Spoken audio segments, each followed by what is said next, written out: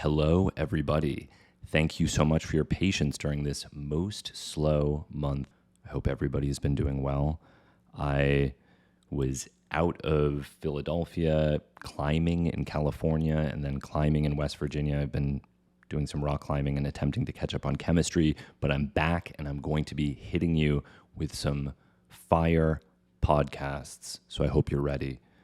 This is an interview with a chemist who is a YouTuber who goes by the name That Chemist. Sort of a difficult name to convey to other people. That Chemist is his name. His name is That Chemist. His name is Josiah, but That Chemist is his handle. And I think I first found out about his videos because Jason is a big fan. And we sometimes talk about them in the lab. And they're very funny because he makes these enormous compilations of little anecdotes about chemistry that are often sourced from YouTube comments, but also does these tier lists of different chemicals and tries to illuminate chemistry scandals and is one of the higher level chemistry YouTubers. I think that there are very few who are operating with his level of sophistication and rigor. So I'm a big fan of his work. It's funny, it's interesting.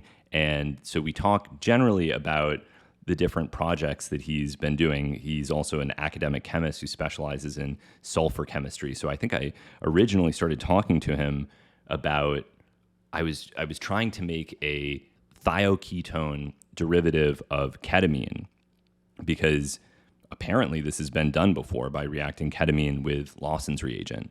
And so we took a little bit of ketamine and I reacted it with one equivalent of Lawson's reagent and dry toluene, refluxed it, and got no conversion to thioketamine. And I remembered that chemist has done work with thioketones, and I started talking to him, and he pointed out that these are extremely unstable, that they will rapidly reconvert back to ketamine, and that probably explains what I had observed.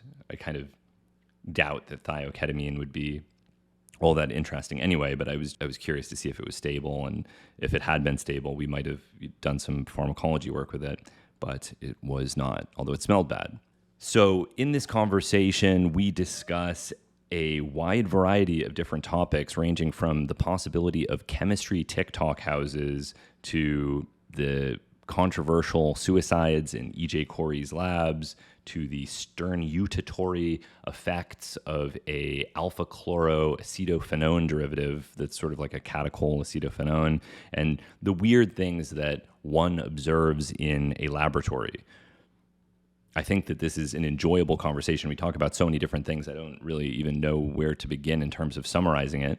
Oh, also at one point we talk about somebody ejaculating into an NMR tube. That also, don't want to spoiler alert there, but that is also, we talk about methoxetamine, we talk about ejaculating into an NMR tube. There's a lot of good stuff in this conversation that I think you will enjoy. After this, I have an interview with Stanton Peele, who is the progenitor of a lot of Carl Hart's philosophy on psychoactive drugs, as well as Josiah Zayner, a famous biohacker who was banned from YouTube entirely for creating a DIY COVID vaccine.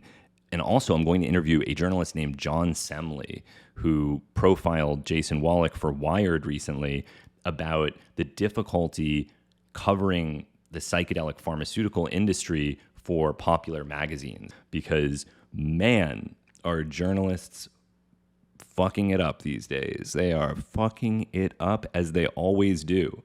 I feel that there has never been a time in history where journalists have not profoundly messed up their coverage of drug issues. If you had a time machine, you could go to any time and journalists would be saying the wrong thing about drugs. And rest assured, today is no different. Journalists are covering these pharmaceutical issues in the psychedelic world in a way that borders on pure disinformation. I mean, it's not disinformation because it's done unintentionally out of incompetence, but man, is it rough. And I'm going to cut myself off because if I start ranting about this too much now, it's going to be a whole thing. But that's going to come up shortly in an interview with John Semley.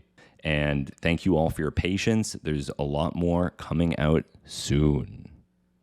It's well known that the cannabis plant contains a wide variety of fascinating phytochemicals. It's one of the most studied plants in the world. And so I'm always amazed when researchers discover new compounds in cannabis. What was especially amazing is that in 2019, a group of researchers in Italy found a new cannabinoid called THCP that is structurally very similar to THC, but it has a 7-carbon chain instead of a 5-carbon chain. The extension of that chain gives THCP much greater potency.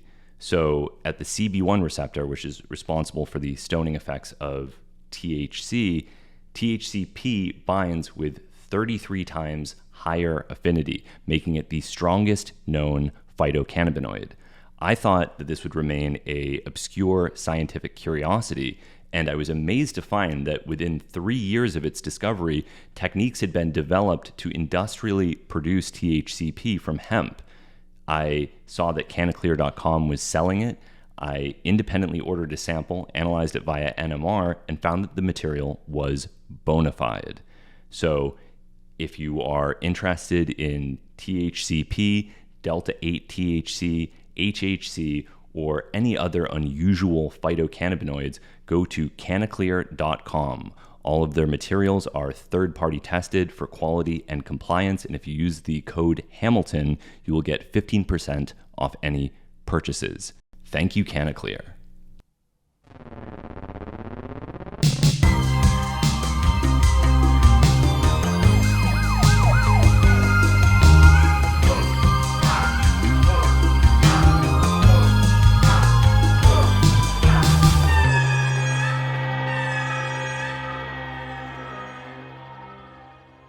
The two things are the Figueroa thing and the story about the MDMA person. Okay. Oh, yeah. So the Figueroa thing, yeah.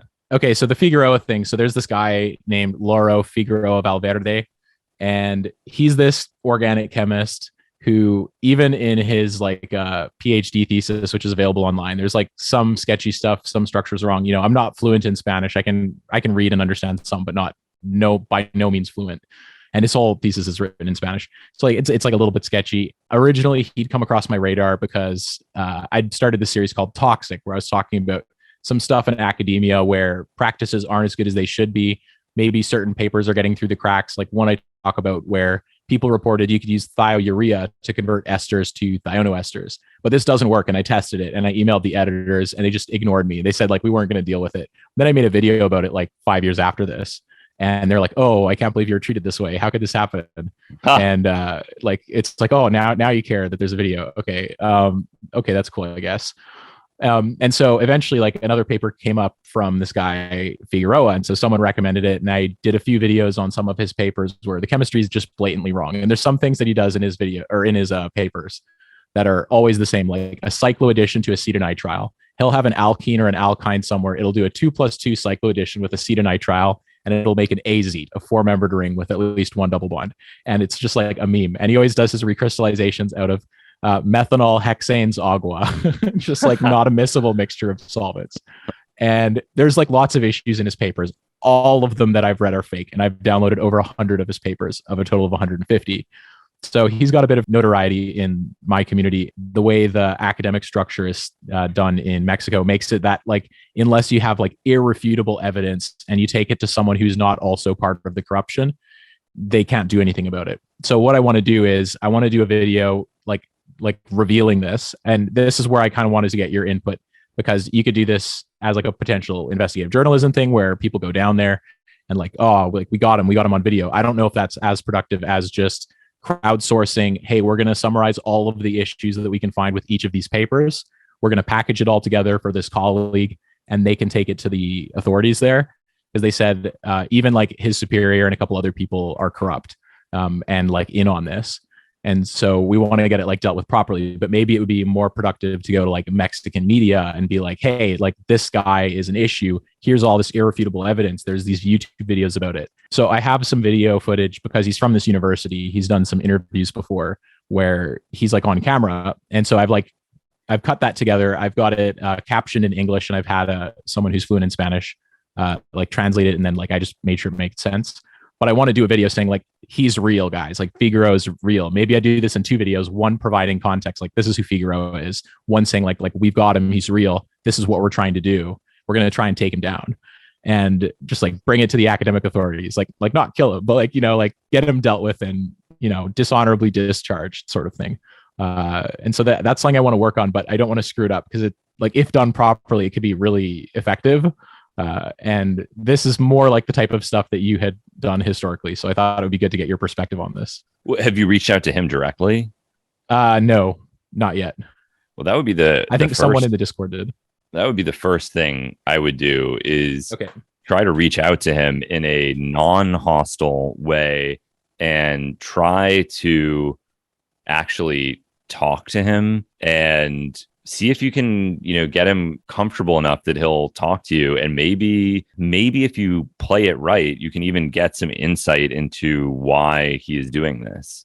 Because if you start attacking him or accusing him of being a fraud right off the bat, he'll shut down and become defensive, most likely, or just not talk to you or say that you're, harassing him or something like that. But if you talk to him and are friendly, then maybe you can figure out some contextual information that might explain why he's doing this and explain how he's getting away with it. It could be something as simple as like, is there a lot of pressure to publish in your university? Do you feel that your employment depends on generating a certain number of publications? And see how he responds to that. And what is the publishing culture like at this university or where you in your community? And kind of like just try to figure out where he's coming from, and then say, I tried to reproduce something from one of your papers and it didn't work. Do you have any insight as to why this didn't work for me? And I would really ease into it, because give him benefit of the doubt, like to the extreme. Okay. Yeah, because then you might actually learn something. Whereas if you just come right out and say you're a fraud, then there's no way he'll talk to you and you won't get anything from him. Whereas, the easing into it and giving him the benefit of the doubt, then you can still do everything you would have done otherwise, but at least you have the opportunity to try to figure out why he's doing that, which could also illuminate a bigger problem behind a lot of scientific fraud. And this doesn't excuse it, of course, but it's often coming out of a toxic culture of one kind or another, where people either feel afraid to fail, like, they're a graduate student and their PI is really intolerant, and so they're afraid to be honest about things that didn't work. I mean, this happened infamously at the Dalibor Samus lab at Columbia, where one of his graduate students was spiking reactions with references of product and saying that these reactions that didn't work had worked. And, is it fraud? Of course. But why was it happening? And was the reason because there was a climate in that? And I know the PI in question and like him a lot personally, so I'm not making any accusations about him, but I think he himself has acknowledged that maybe there was something about the atmosphere in the lab that promoted that kind of behavior. Or did his lab, for example, select for students who were so ambitious and intolerant of failure that they were willing to lie in order to get these results, because they felt that their future and their career hinged on this sort of success? In the same way that I'm sure you read, there was a sort of a scandal surrounding E.J. Corey, where a number of students in his lab had killed themselves.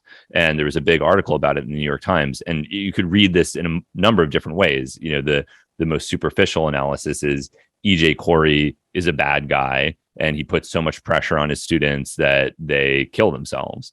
And maybe there's a dimension of that, but also what kind of person ends up in E.J. Corey's lab at Harvard to begin with? It's going to be the strivers, the most ambitious of the most ambitious that are in that lab, people who have spent their entire life probably succeeding at stuff. And they might be people who don't tolerate failure and rejection well, who are crushed when a reaction doesn't work the way they want it to, who become extremely discouraged when things don't go the way they want. So there's so many different layers to that could illuminate a truth that could be constructive to the broader scientific community beyond one guy being a fraud. That would be my advice. That's true. Yeah. Yeah, I appreciate that. Yeah, because it's one of those things I want to do it, but I don't want to mess it up, and I want to try and have the most impact possible. And I think you're right. I think he probably isn't the only example. He's symptomatic of a greater issue. Yeah. And I encounter this all the time. I spend a lot of time talking to law enforcement. And on one level, I very much disagree with what they're doing, but it would be totally purposeless for me to say, how do you sleep at night? You're locking people in cages for drug crimes. What are you thinking? This is terrible. That doesn't, they will then shut down and not want to talk to me and think I'm crazy. And so there will be no communication. Whereas if you try to understand their perspective for why they've chosen this path in their life, then you can start to realize, okay, this is why they're doing what they're doing. And maybe these are steps that could be taken to help people not be this way in the future. Yeah. And I guess you just keep your feelings to yourself. Right. Yeah. And I mean, there's so much of this stuff in chemistry, obviously. Like, it's, one thing I encounter all the time is people will take some plant extract and they'll inject it into GCMS. Then they'll do a library search on the fragments. And then they'll say that whatever the library matches for that is automatically what it is it. They'll say, like, we detected DIPT in the extract of avocado seed oil or something. It's like, no, you didn't. What are you talking about? There was some fragment that matched in the library. Part of it is, the peer review system requires a huge amount of care on the part of the reviewers. They have to really be unwilling to let this sort of stuff get published, which is hard because everyone wants to be nice and just get their publications out. And then there's this sort of thing that you're talking about where people are just publishing syntheses that don't work. And it's also hard because I think from the perspective of a chemist, if you try a synthesis that doesn't work, it's also really easy to think, well, I must have fucked up. Maybe I didn't do something right, and I just don't have the magic touch that they had. I mean, this has happened to me countless times. Like, I was following this paper that was using silver triflate in these, like, it was silver triflate in these SN2 reactions to convert an alkyl bromide to the corresponding triflate, and then to make these very, very hindered amines. It was a paper that was actually dedicated to attempts to synthesize triterbutylamine. And this paper is JOC or Orglet. Yeah, I'm familiar. Yeah. And it's a really interesting paper. And so they're, looking at all these different techniques for the synthesis of these ultra hindered amines. And I followed the procedures in that paper and tried it over and over and over again. I was not able to get any of and maybe I was using slightly different substrates and whatever. There's a million reasons. And I'm not suggesting that paper is fraudulent. I actually don't think it is. But for whatever reason, I couldn't get any of the chemistry to work. When I was applying it to my own problems, I emailed the authors to ask if they had any thoughts. They never responded to me. And, there's stuff like that that's happening all the time. Or there's even a paper making dicyclopropylamine from cyclopropylamine and cyclopropyl bromide, which 100% does not work. And it's just like, just heat it in a sealed tube and get your dicyclopropylamine that way. It doesn't work. So I think it's like a really tricky thing for the chemistry community to iron out that problem, because it's hard to reproduce every single synthesis. In many instances, it's probably impossible to reproduce them because it might require some expensive or exotic material that most labs don't have access to. So it's tricky, but I commend you for taking this sort of thing seriously, because it's, important for people to not pollute the scientific literature with bullshit. Yeah, I agree. I think in the case of the silver chemistry, just certain silver chemistry is really hard to reproduce. Even in my stuff, most of the time, the papers we did one paper in JOC where we were converting. You remember before I was saying the catechol, we were putting like a CF2 between them. That chemistry with silver fluoride was really irreproducible, and it was like the hardest part about that project to like sort out. And it ended up just being like it had to be mechanically shaken and left longer, then it would be consistent. But without that, it wouldn't work. Every other paper, no issue. The silver fluoride would just react fine. but for whatever reason, in that one type of substrate, just like super irreproducible. And the characteristics of the silver fluoride changed it a little bit. If it's like a hydrate versus a non-hydrate, that can change it. But yeah, certain chemistry has this issue where it is something you need to be really skilled at and experienced in. But I don't think those are as great reactions. They're lower utility if they require like XYZ specific conditions. And hey, we didn't say all this specific stuff in our SI because it would have minimized the impact of the paper, right? Like, yeah. Right. And this comes back to what we were talking about earlier, which is like, I wish that that kind of information would be included. Like I tried it and I didn't mechanically stir it in this way and it required this amount of time for it to become reproducible. And just, if you try it and you don't do this, I've already tried it that way, it doesn't work. Or even things that were found to be irrelevant, like how bad is light exposure? Does a small amount of light exposure just ruin it irreparably? Is a little bit okay? Like all these different variables that are typically described skeletally, if at all. And there was another thing other than the Figaro. What was the other? Oh, so there's a story from somebody who, yeah. So I have their permission to share this. They will be referred to as L for the purposes of this video. And so a bit of background, this person had been arrested once before. I think it was related to 2CB, but I'm not 100% sure. And so here's the story in their own words, or in my words, but in their own words. So it started about 2 months ago. I had bought a certain chemical that possessed a certain ability to alter the mind to cause warmth and lovely feelings. I'll use a pseudonym and call it Molly. So it turned out this Molly that I had bought was spiked and ended up containing some random chemicals that ended up causing me a fair bit of distress. I was happy once the chemical had worn off and decided that I would not let anything pass into my body that I hadn't synthesized myself. So I started to research the method of production of this chemical and found nearly every precursor was banned in the country I was residing in. However, I managed to find my one saving grace, PMK ethyl glycidate, which I think you've mentioned on one of your podcast episodes that's on YouTube before. Transesterification to PMK methyl glycidate refluxed with HCl to make MDP2P, methylene dioxy P2P, reacted with methylamine, then NABH3CN, bada boom, Molly. Well, I freebased it with KOH, then purified it, then HCl gas, recrystallization, buchenol. XXX ethyl glycidate was completely legal, and it was all that I needed to turn it into the functional product was a transesterification to form it into something that could undergo Krapshaw decarboxylation. I could make this chemical that I wanted to make for a while and know that it was surprisingly cheap. I messaged a supplier and asked if they sent sample bottles and ended up paying for about 100 mils of the sample and started production as soon as it arrived. I had proceeded to transesterificate the ethyl ester to form the methyl ester to give me the phenylpropanone.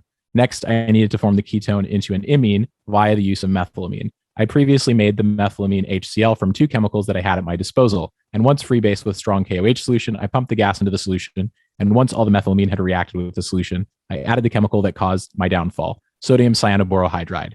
I had purchased the sodium cyanoborohydride I'll be calling sodium cyan from the same website that I had purchased the ethyl glycidate from. This was the stupidest mistake I could have made, as I didn't use a VPN, and I didn't use any other form of protection either. The reaction had worked perfectly and created the product I desired, about 5 grams, as the first run was mainly a test. However, my recent purchases had been picked up by the local authorities. As my mail was still under surveillance from a few months back when I'd purchased a large amount of mercury tilt switches, which resulted in my blood becoming poisoned with mercury. Police turned up to my house, walked through my back garden, proceeded to swab a few pieces of glassware, as well as take some samples of my reagents, and wanted to investigate me further for the production of an illegal chemical. Unfortunately for them, I had been smart enough to torch my entire glassware, as well as numerous extensive solvent washes due to my paranoia. I had still gotten a lawyer, as I wanted to cover all my bases, but eventually everything just kind of fizzled out. My reagents were taken, and the glass pieces weren't given back, which annoyed me, but it beats jail time. Wow. They got away really lucky. Can you say if this was in Canada? No, this wasn't. This was not in Canada. Because I had a friend in Canada who had his lab raided, and because it was in the context of a medical emergency, because he thought that he had overdosed on TMA2, which he had synthesized, then called the police on himself or called 911. Then he was arrested for having this clandestine drug lab, but all the charges were dropped because it occurred in the context of a medical emergency in Canada. So weird. Interesting. Yeah. So he got really lucky as well. I mean, it's heartwarming whenever that happens. That's great. Ooh, that's interesting. Thanks for reading that. Yeah. they when I told them I was going to be on your podcast, they were very thrilled to share that with me. They were happy to share like all of their details. I'm like, no, like it's fine. We don't need to do that. It's fine. Like Hamilton will be really happy to hear it. I mean, if they want to talk to me directly, I'd love to hear more about it. That's cool. They would. I'm sure they would. Oh yeah, yeah, I can yes, you. yes. Send them the email. Can I Wow. ask a couple questions? So like Yeah, yeah, your TV show, like you just got into some places where I can't believe you were able to film these. Like yeah. the fire extinguisher birch reduction. What were you thinking when that was going on? They were like condensing ammonia in a house. Well, okay. So there's a kind of some weird dimensions to that weren't explained. One is that this guy who looks like a real buffoon in the video had actually written a book about amphetamine chemistry that was kind of good. And that was really? why I wanted to interview him, is he'd written this little weird guide about using fire extinguishers as a pressure vessel for birch reductions. And the book seemed like it was written by somebody who knew what they were talking about. The way that it was written, it made it seem like somebody who, was ultra careful and precise about all of their processes, and they'd planned out every step. And then, of course, the reality was that it was very sloppy and dangerous. The risk of explosion aside, the ammonia vapor and the HCl vapor and all these unpleasant vapors that were filling the home made it one of the, my eyes were stinging for days after that shoot. It was really hard actually to find somebody that did any kind of shake and bake chemistry. It's like that thing that used to be this big news story. Everyone's making shake and bake meth in their homes. I couldn't find anyone doing it. And I think part of it has to do with the regulation of these ammonium nitrate containing ice packs and the reformulation of pseudoephedrine containing nasal decongestant tablets, and even, I guess, maybe increased difficulty getting lithium. So yeah, it was really hard to find anyone doing it. And then to actually get the shots of the solvated electron, there was a different meth chemist who doesn't appear in the episode, who was a friend of mine, who was also just a chemist, but had a problem with methamphetamine. And he said, just do it under Bencker's conditions with ethylene diamine, and then that will avoid the ammonia altogether. Yeah, avoid the ammonia altogether. Yeah. And so what we did then is we took a pressure vessel and then did all the not all of them, but most of the solvated electron shots are under Bencker's reduction conditions that are being filmed. And so there's like a cutaway where the fire extinguisher becomes transparent, and that's a studio shoot. I mean, the solvated electron part is real, but there's no pseudoephedrine in that shot.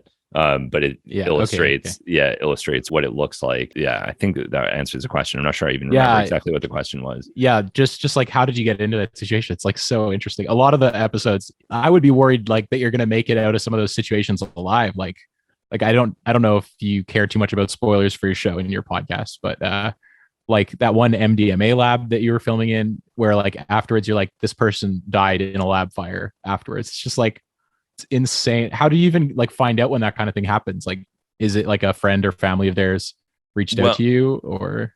Well, yeah. Well, maybe you're in the PCP episode, that chemist whose name was Milton James was someone who I'd become friends with, and he did die in an explosion in a PCP lab. And I have been unable to get the details of exactly what happened to him, like what went wrong, because again, he was actually a very, very interesting person, because he was a chemist who his whole life was chemistry, but he had no understanding of molecules whatsoever. Okay. So it's like a very odd perspective to see somebody who has this folk chemistry understanding that is based entirely off of the senses, right? There's no theoretical foundation for any of it whatsoever. And yet this is what he did, and he was presumably good at it because this is how he had been supporting himself since I think the mid 1970s. Like he had all these amazing stories about going to universities with a clipboard And he would just come with a clipboard and he'd say, like, I'm with the California Department of Chemical Inspection, and I need to make sure that you do not have any expired chemicals in your stock room. And then, would say, like, oh, this bromobenzene is like, you have a date on this? Because if not, I have to take this bromobenzene and whatever, and would get chemicals from universities just pretending. That's genius. Yeah. Wow. Yeah. Because, they just thought he was That's a good story. some bureaucrat that had come by. And most of these people probably don't care that much anyway to begin with. And it was really interesting because he learned this himself because he had been a hairdresser before he was a PCP chemist. And he said that he had this, I guess there was some kind of issue in LA at that time with people illegally living in these commercial spaces, that they had like state regulators who would come and say, like, I need to look in your back room to make sure there aren't people illegally living in this hair salon. And then as that was happening, he realized he never did anything to verify that these people had any kind of true standing with the state. And he thought, I could do this too. All I need is a clipboard, and I could just start going into universities pretending to be a regulator. So that was how he had started. Yeah, he had his recipe that he used to make PCP, and he had done that for a very long time, and something went wrong. And there is a survivor from the explosion, and I've never been able to find their name or track them down, but presumably the survivor knows what happened that night. And I think about it all the time. Because I really like this guy a lot, actually. He was a really, really cool person to talk to, just to get that perspective on somebody who, has spent their life doing chemistry, but they think about it in a totally different way from most chemists. Yeah. So I do hope to one day figure out what happened to him, but now I just don't know. Yeah, I don't know. And with the MDMA lab, yeah, it was bad because, there was DCM vapor in the air and the ventilation wasn't great. And he's using mercury chloride and, the whole scene there. And also, maybe most importantly, he was extremely intoxicated on MDMA. He was taking while shooting. Oh no. Yeah. And that was kind of an one dimension of it that I didn't fully appreciate until we were, maybe even until we had stopped filming. Because at first I thought, wow, this person is doing something that is very seriously illegal. And they are so unbelievably trusting, not just of me, but of the whole crew. Yeah. They're trusting of a sound guy they've never met before, who I've never met before. Sound people are professionals, and their reputation depends on not leaking information. So we were, cautious about it, but still, this is a huge amount of trust. That's incredible. Yeah. And I remember thinking, why is he so trusting? Like, I'm glad that he's trusting. His trust is not misplaced. No one there was going to betray him or do anything to hurt him. But still, it was impressive to me that he was so trusting. And the reason, I think, was because he was on MDMA the entire time. Yeah. So he had that like empathy that like he wanted to. Yeah. That's crazy. Because he was trusting of everyone. Like, I remember he would go outside and he'd smoke a cigarette wearing that lab coat. And he lived in an apartment building with roommates when he was doing that. So there were other people who didn't know, that were living in the same small apartment as him. And it was just, this is what he was doing in his bedroom. Yeah, it was pretty wild. And with those sorts of things, it was unsafe. But at the same time, I felt like, wow, this is such an amazing, this is what it's all about for me. This is a once in a lifetime. Yeah, because it's like, to see actually how MDMA is being made in a clandestine lab. Like, this is where, sure, you could figure out some circumstances to film it legally, but to see, like, this is actually how some of it gets made. Of course, there's different types of labs and different scales, but this is one way that this drug is getting out into the world. And this is, a real implementation of these different chemical reactions. And it was really cool. There were so many of those things that I wanted to film. I also never got to film a clandestine PCP synthesis because it was too difficult. And during the period when I was interviewing Milton James before the explosion, he was giving me the impression that he was retired as well. So Okay. it was kind of like, it was funny. He at first was telling me that he was retired. Then he said, okay, all right, I take it back. I'm making PCP. You can come. I'm making it this night. You can come watch me do it if you want or whatever. And I don't think he understood that I was a chemist. And so he kind of is in some room and he starts, mixing bleach with water or something. And I was like, this is not, you're not bullshitting making, you're not making PCP right now. And he's like, oh, all right. Okay. You caught me. I thought you just wanted to see me mixing some stuff in a bucket. And I was like, no, are you kidding me? Like, you're here for the real thing. Yeah. And I don't blame him for thinking that, because I think in most instances that probably is what people wanted. And that's, like actually, you said earlier, the producers want to mix food coloring instead of making mescaline, right? Nitrostyrene. Yeah. Right. And that's actually the story of the amphetamine synthesis, the methamphetamine synthesis as well, where there had been this producer that I knew who had filmed in a supposed fentanyl lab, and he'd showed me the footage, and as far as I could tell, it was impossible to decipher whether or not the synthesis was real, and they didn't bring back any samples for analytical confirmation. So it was like unlabeled jars of liquid being poured into each other, and no chemical terminology was being used at all. Someone would say, this is really? El Diabolito. This gives it the power or something. And I think like, well, I don't, and so I looked at it and I said it was inconclusive, but I leaned toward it not being real. And then that same producer said, well, I know of these people that are doing industrial scale methamphetamine synthesis. And I thought, okay, is it going to be like the fentanyl synthesis? That's cool.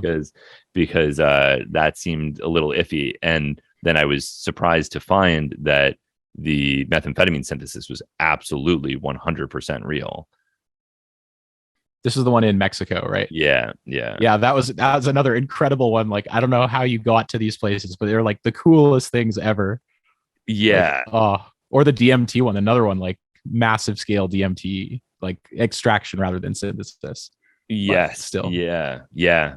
That is the other funny thing is like, so many people do these massive extractions. Like, people have sent me videos of literal bathtubs filled to the brim with this, mixture of naphtha and aqueous KOH and bark. And it's like, okay, if you're doing this on like a 10 kilo scale, at what point do you just bite the bullet and learn to do the synthesis? Because this is getting like a little, getting a little crazy. But yeah. Cumbersome without the theory. Yeah. So, I mean, it's a lot of fun. And I think that, historically, so much of that chemistry has not been documented. Really, it wasn't until the 90s that the people that were working in clandestine labs had a way, on the internet of communicating what they were doing. Before that, it was just like a small number of these little books that were published where somebody might say a little something about how to make LSD or mescaline or something like that. But it was almost like exclusively a law enforcement concern. And of course, they had their own dramatic distortions in the way that they conceptualized the motivations for making the substances, and were not particularly concerned with, it's almost like the same deal again, where you're only talking about the skeletal dimension, but none of the contextual information. So what precursors did they use, and how can we regulate them to prevent this from happening again in the future? Not, what innovations did they have, and what sorts of tricks did they figure out along the way? Yeah. There was another new reductive amination paper in, I think, Orglet this week, where they used sodium phosphite with water, and they don't do any phenylethylamines. They do like a phenylpropyl and a benzyl, but it's clear that like it'll work. So, or even for tryptamines, like it should work. They do monoalkylated amines. They do disubstituted amines to make tertiary amines. So like this is the issue, right? Like, how many millions of chemicals are there? Like, I looked on Reaxis and I think there's something like organic chemicals. I think there's something like over 8 million that are like reported, and you can't manage 8 million compounds. especially when there's like even more than that have been made that are just not in the public record, right? Right. Yeah. Right. I think it's a losing battle. It's definitely a losing battle. Yeah. I see you've got the Derek Lowe book in the background. Is that a Derek Lowe book? It's Oh no. Mike Oh Gerald. no. Oh no. He did the other one, the chemistry book. Okay, right on. Yeah. I've read in the pipeline and stuff I won't work with. I'm very familiar with Derek Lowe. Yeah. Yeah. He's like, I feel like there's very few of these people that make chemistry interesting for a broader audience. And he's like one of the handful out there that is able to translate it. And I feel like you are as well. I feel like you're one of these small number of people that somehow are able to take this subject that is traditionally considered very boring, even beyond boring, even something that is dreadful. Like people want to avoid it and make it interesting enough that people will be entertained by it. Well, actually, I would say your show is the same way. Like when I first heard of your show, I'd read PCal and TCal, but I was watching Explosions and Fire and I came across you on that channel, and I was like, how have I not heard of this? This is like super cool. And I thought you did a really good job of that, and tangling in drugs as a way to attract people to learning about the chemistry is, I think, a really appealing strategy too. Yeah. Sure. Yeah, certainly. And the chemist I work with, Jason Wallach, is also a big fan of your show and watches the videos. I mean, it is, I think that there's just so much weirdness out there, and I love how you collect all of these stories that you encounter in comments and compile them, because there's just like so many of these little tidbits that are so weird from people's experience working in labs that never get published in scientific journals, never really end up anywhere. Like it's like this massive body of knowledge that people have that has not had an outlet until really probably the last decade or so. Like most people would go through their entire career and they might publish like a half dozen scientific articles, but the vast majority of the work they did would just be totally unknown to the public. Like there was one that was it was like somebody who's working in a hydrogen peroxide facility, and what was it, a rat crawled into a tank of hydrogen peroxide and the iron in their blood catalyzed the decomposition of the hydrogen That's peroxide. Right. Yeah, I forgot about that one. Yeah, that's great. That's an insane story. Yeah. There was another recent one where there was a swimming pool that had like a massive tank of chlorine bleach, and they'd had a bird go into it, and that bird just like totally dissolved too. Oh my God. Into just the skeleton, like all the flesh and everything just got eaten right away. Wow. Yeah. Wow. Yeah. No, it's really cool. And so how did you, I mean, I know that you have a PhD in chemistry and that you did this work with sulfur and even selenium compounds, right? Yeah, I've done some selenium chemistry. I technically haven't defended my PhD yet. That should be coming up in the next few months here at some point. So you're still a student at the moment? Yeah, I'm just writing up at the moment. Yeah, I see. That's cool. And so can you talk about some of the work that you're doing and how you got interested in this? Yeah. So in terms of like chemistry, or doing talking about stories on YouTube and just YouTube in general, or initially the actual chemistry work? Sure. So I've talked about bits and pieces of it on my channel, but I haven't really talked through all of it together at once. So we started making these molecules called difluoroethers. And if you want like chem draw files or anything for all this later, I can send that. And basically we wanted to make these CF2O something difluoroether derivatives. And there'd been some that had been reported before. I have this one video on my channel talking about some of the Novex solvents reacting with amines. And this is some of the work that was going on in the group that I was working in at the time. And the idea was they wanted to make perfluoroalkoxides. So in this case, we wanted a benzene and at least one CF2O minus as an anionic initiator for the polymerization of this monomer called hexafluoropropylene oxide, HFPO. And the reason for this is, I'm not sure if you're familiar with the Krytox greases, but they're these high performance lubricants used for aerospace applications, some other applications in like industries. And so this whole idea is if you could make an initiator with a benzene ring on one side, open up this monomer, then do chemistry on the other side, you'd have a difunctional polymer of HFPO. And so that was that was kind of how things started. Now, in terms of the actual polymer chemistry, I have not touched polymer chemistry really. And quickly, I figured out that I didn't want to be making polymers. I'm way more interested in the small molecule chemistry. So that was the start of the project. Then we tried to make a couple of those, and it turns out some of them are unstable and they're really challenging to make. You'd think if you wanted to make, like, let's just say phenylethyl methyl ether, that would be relatively straightforward. You could probably take phenylethanol, methylate it with some sort of methylating agent. But if you wanted to do the same thing with two CF2s in between, suddenly all the chemistry changes. Like putting two CF2s in a row in a random spot should be relatively straightforward, but it isn't necessarily. And it's even less straightforward when your PI doesn't have a strong small molecule synthetic background and you're an undergrad with no experience. So, yeah. So that's kind of how things started. And why CF2 as opposed to CF3 or monofluoro? Is there any?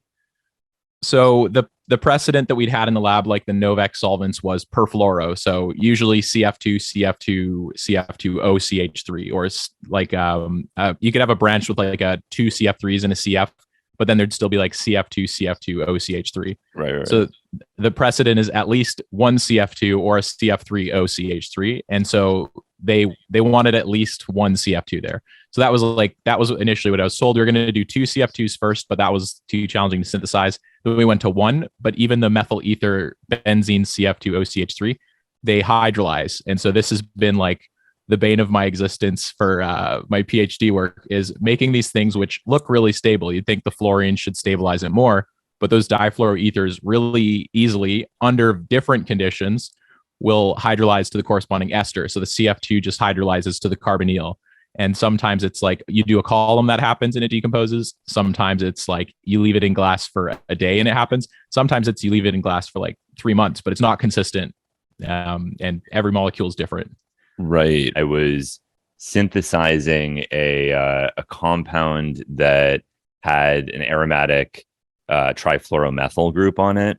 And during the LAH reduction of this compound, it was totally defluorinated, which really surprised me. And I couldn't find much precedent for it. And it was one of these situations where it's like, was there some trace metal on the stir bar that catalyzed the defluorination, or could LAH itself? Because it typically doesn't defluorinate. If you had like an aromatic fluorine, certainly wouldn't defluorinate it. But I guess maybe with an aryl iodide or a bromide might. It depends. It's like a background reaction you see in OPRD. LAH will burn, for instance, like with Teflon. So if you mix LAH and Teflon powder and you ignite it, it'll go and it'll burn the Teflon. Like LAH is a pretty strong reducing agent. I don't know if alane would do it as well. I'm sure you've seen with like a birch reduction, how the stir bar comes out black. I've seen it with LAH all the time. Like Teflon stir bars always change color after an LAH reduction in my experience. But I haven't done a birch personally. I don't know. It's more like brown, usually less black, but I've had some go black. And it depends on what you mean when you say LAH, right? Are we talking like LAH powder or LAH and THF? I've found that the powder tends to do it more, but the solutions in THF or ether still at least discolor it. Sometimes it's not uniform discoloration. Sometimes it's just certain parts of the stir bar, and I'm not sure why that is. Oh yeah, this is definitely in THF. Were you doing like solvent-free work with it?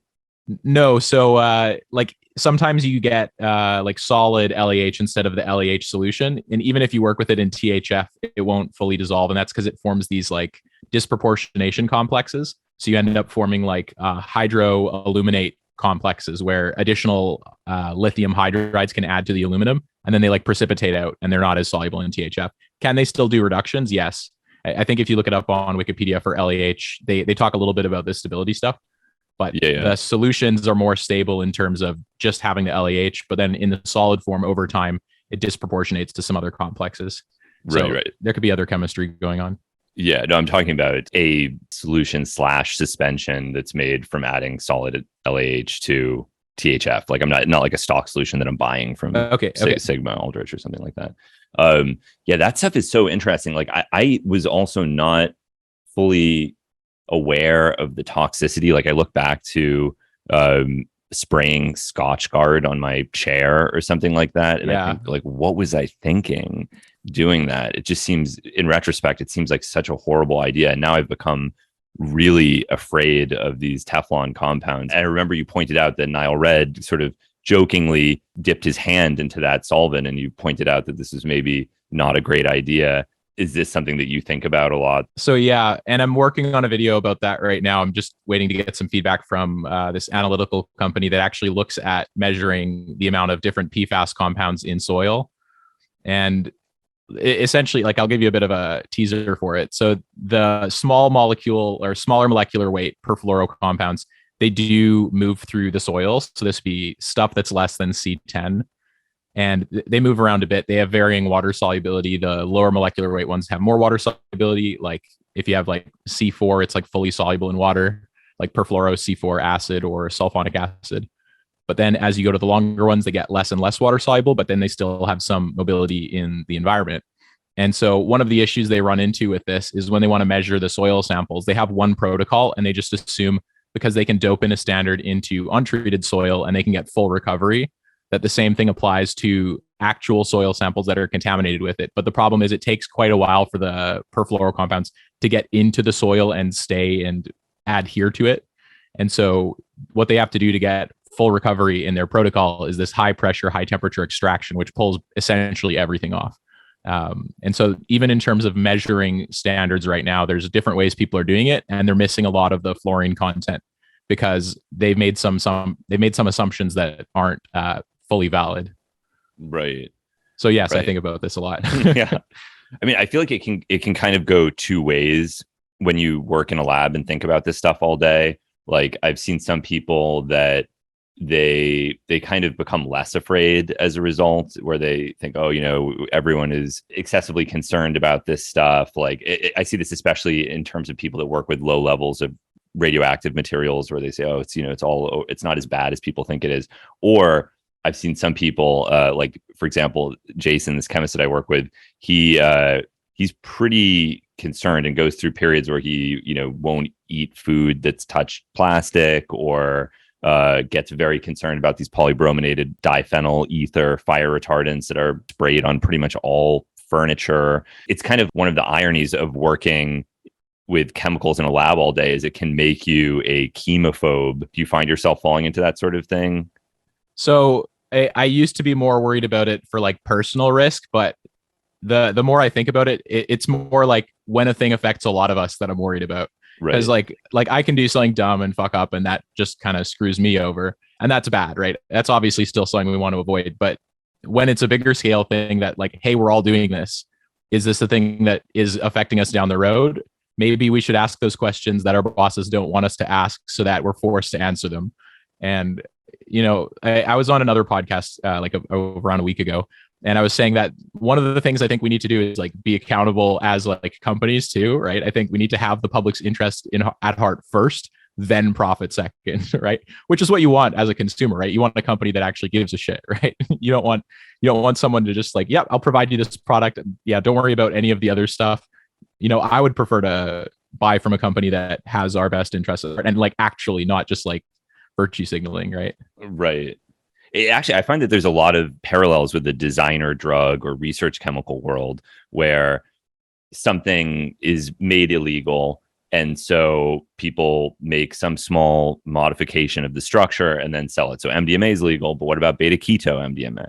Okay, so beta-keto MDMA is legal. What about beta-keto MDMA with an N-ethyl instead of an N-methyl or whatever? And you see the same thing with plasticizers, like, BPA becomes this thing. Exactly. And your company, that people hate BPA. So you say BPA free on your label, but you don't say what the new plasticizer is. And even if you do say, you can say, oh, there's no evidence that this is an endocrine disruptor or whatever, but that might just be because it's insufficiently studied. Like everything, there's no evidence of the toxicity of any new chemical that hasn't been studied. So a lot of this stuff, it's just a matter of how long have we even been examining it to get to a place where we might be aware of potential dangers. Yeah, and how competent are the regulators? Like, I think most consumers don't even realize BPA is a plasticizer, right? Right. It's just, that's a chemical I don't want in my plastic. That's kind of the extent that it goes to. Anything beyond that's like, what is BPA? No concern. What does it do? No concern. It's just, I don't want it in my plastic because maybe I have a baby and I'm more sensitive to that now. Something like that. And so I think even that fundamental just like education of the public and regulators is probably what needs to be improved. And I think rather than just saying like the company should always be the best ever, it's like they should improve, but then the people should become more educated too, so that there's like, fine control from both sides. Right. Yeah, no, I agree completely, because it does. It goes both ways. Like I've even fallen into this trap myself where I'll look at some like face wash or something and I'll think like, oh man, there's like 30 ingredients in this salicylic acid face wash.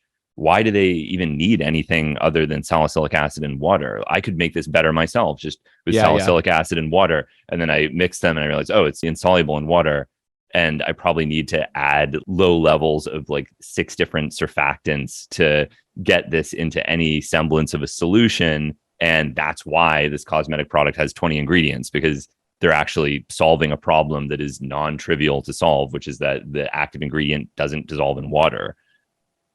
Yeah, totally. And I've done this at home with like soap as well. Like you can get some brand of soap which is more like concentrate, and then you can suspend it in water, and then it's way cheaper than those like smaller hand pump soaps you get. But you totally have a lot of the polymer just like crashing out at the bottom of the big jug of stuff. But then it's still like the surfactant part that you care about still is dissolved in the water. So it's like some of the tactile experience changes, but yeah, at what cost? Science education for the public, it's a very important concern. Like it really does matter. And I don't know how best to do it. And I think chemistry is actually one of the most important areas. Like for whatever reason, there's always this idea, I feel, that like public science education should be oriented toward astronomy and astrophysics. Yeah. That's what science is. Some guy talking about the universe and other worlds and like the Hubble Space Telescope. And we're supposed to look to that as the grand achievement of science. Meanwhile, most people have no idea how like dry cleaning works. Yeah. Rust inhibitors. Like anything like that. Yeah, totally. Yeah. I fully agree. I don't want to just alienate all of my audience who's into astronomy, but I do share your sentiment. Like I don't say that to hate on astronomy. It's like, even just from the most pragmatic standpoint, it's like, this is something that is definitely impacting everybody's lives in a huge way. I was even thinking about this in terms of, there's like that famous video. I'm sure you've seen this. It's always presented as like Monsanto lobbyist claims that glyphosate is so non-toxic that he'll drink it. Have you seen this video? Yeah, where they drink the like water sample that has some in it, or was he drinking straight glyphosate? Well, the way the video is billed is it's like supposedly a Monsanto lobbyist who says like, it's so safe, I'd drink it. And then the journalist has a gotcha moment. He's like, well, I've got a glass of it right here. Why don't you have a sip? And the guy says, I'm not stupid. I'm not going to drink it. And then everyone says like, oh, that's a corporate shill for you. He claims that he'll drink it, but when the time comes, he won't. But the reality is that dude was not a Monsanto lobbyist. He was an ecologist who's trying to draw attention to the fact that people have overemphasized the risk of glyphosate instead of acknowledging more pressing environmental concerns. And he's like totally right. But people just like butchered the purpose of that interview and made it about how glyphosate actually is extremely dangerous. And like the reason it's not, and when I say this, it's not to say that glyphosate isn't bad, although I'm not really certain that it is. It's that like, it's an on the fence thing, right? Like if they're having to go to a jury for a lot of those cases, it's not a clear cut thing, right? It's like, I think for the farmers working with it, there's a higher risk than for the consumer, but it seems to be pretty safe, but it's not a hill I would die on. Right. I feel the same way. And also this is like probably a stupid way to think about it, but just from the like structural perspective, when I look at the structure of it, it seems innocuous. It's not like DDT or ketone or chlorpyrifos or one of these things where you look at it and you think that's, this ultra lipophilic structure that is going to remain in fat tissue for 50 years and is not going to be eliminated from the environment under any circumstances. Like it just seems like such a delicate, easy to decompose structure that it's never seemed particularly threatening to me. Yeah, for me, it just the resemblance to a nerve agent bothers me. But if glyphosate was a nerve agent, you'd be done pretty quick here. Yeah, I mean anything with a phosphate group tends to set off alarm bells for me, but that's just because I've been working on a nerve agent tier list for upcoming video. Oh, really? Yeah. which it's probably going to get demonetized. I haven't had a video demonetized yet, so we'll see if it happens. So, and tell me about these tier lists. I don't really understand exactly how this ranking formula works or what that is. Sure. So a tier list is a fun way to engage with people about a topic. And a lot of channels on YouTube do it for solely entertainment, but I like having like people be like, "Oh, this is a little bit edgy. I want to watch this." And also some of it's more valid. Like, yeah, these ones are clearly worse. Like for the nerve agent tier list, I'm going to have to be a bit more objective in terms of the ranking, because if I'm saying like, "Oh, this one's sarin, it's got a bad reputation," I can't put that in F tier because like it's got a bad reputation. I think chemicals with name recognition probably way higher, but then you have to have like actual toxicity data to some extent. Maybe that isn't presented to the viewer, but it's at least communicated in terms of its severity. So some of the tier lists, it's more arbitrary. Like I did a glassware tier list where I just hate on the pear-shaped flask because I don't think it's that good of a piece of glassware. And it's like zero explanation other than that for like what it does. And then in other cases, there'll be a ton of explanation about some of the stuff. Yeah. You don't like the pear-shaped flask even for a Rotovap?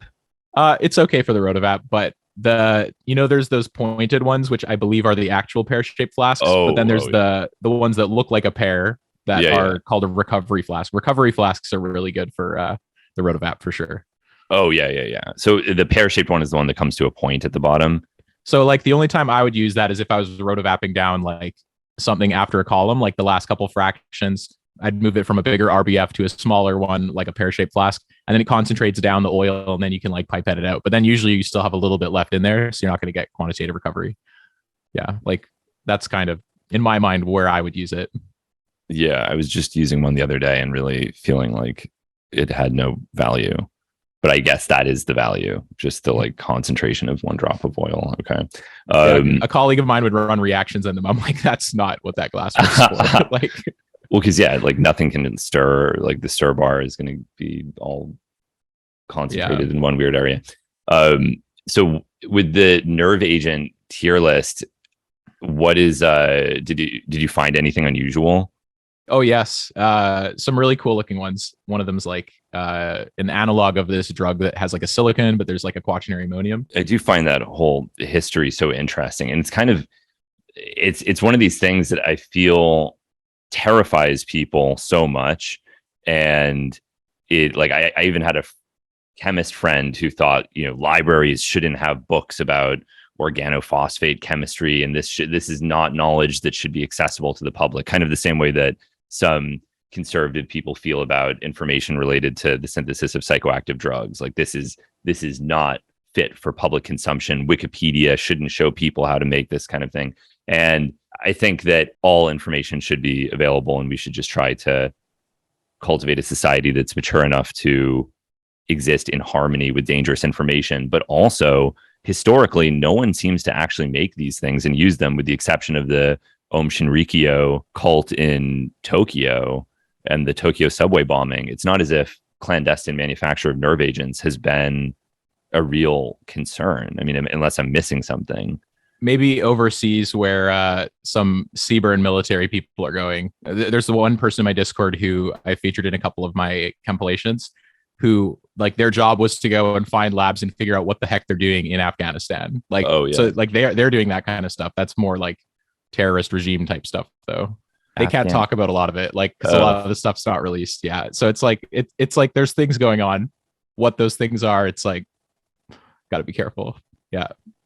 Right. That's the most frustrating thing for me, is like, you just never get to know what the military is doing ever. Like I found out in one of the videos recently where I was talking about nerve agents that they do training with live nerve agents in the US with Marines. And like, I was like, really? Like, and I didn't quite realize how bad nerve agents were till I was doing some research for this episode and watching some army videos from the 70s where they like put some on the back of a rabbit and they just like record what happens to the rabbit undergoing like all these like nerve spasms, and it's like awful. And they like do it on the eye of the rabbit. And then I'm like, people are pretty terrible to do this to a rabbit, but I understand why we're doing it.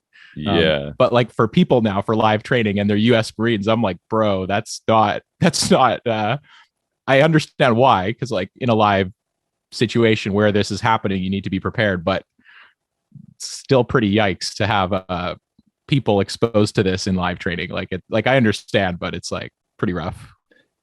Yeah, it seems just like a complete nightmare. And I don't know if you read this.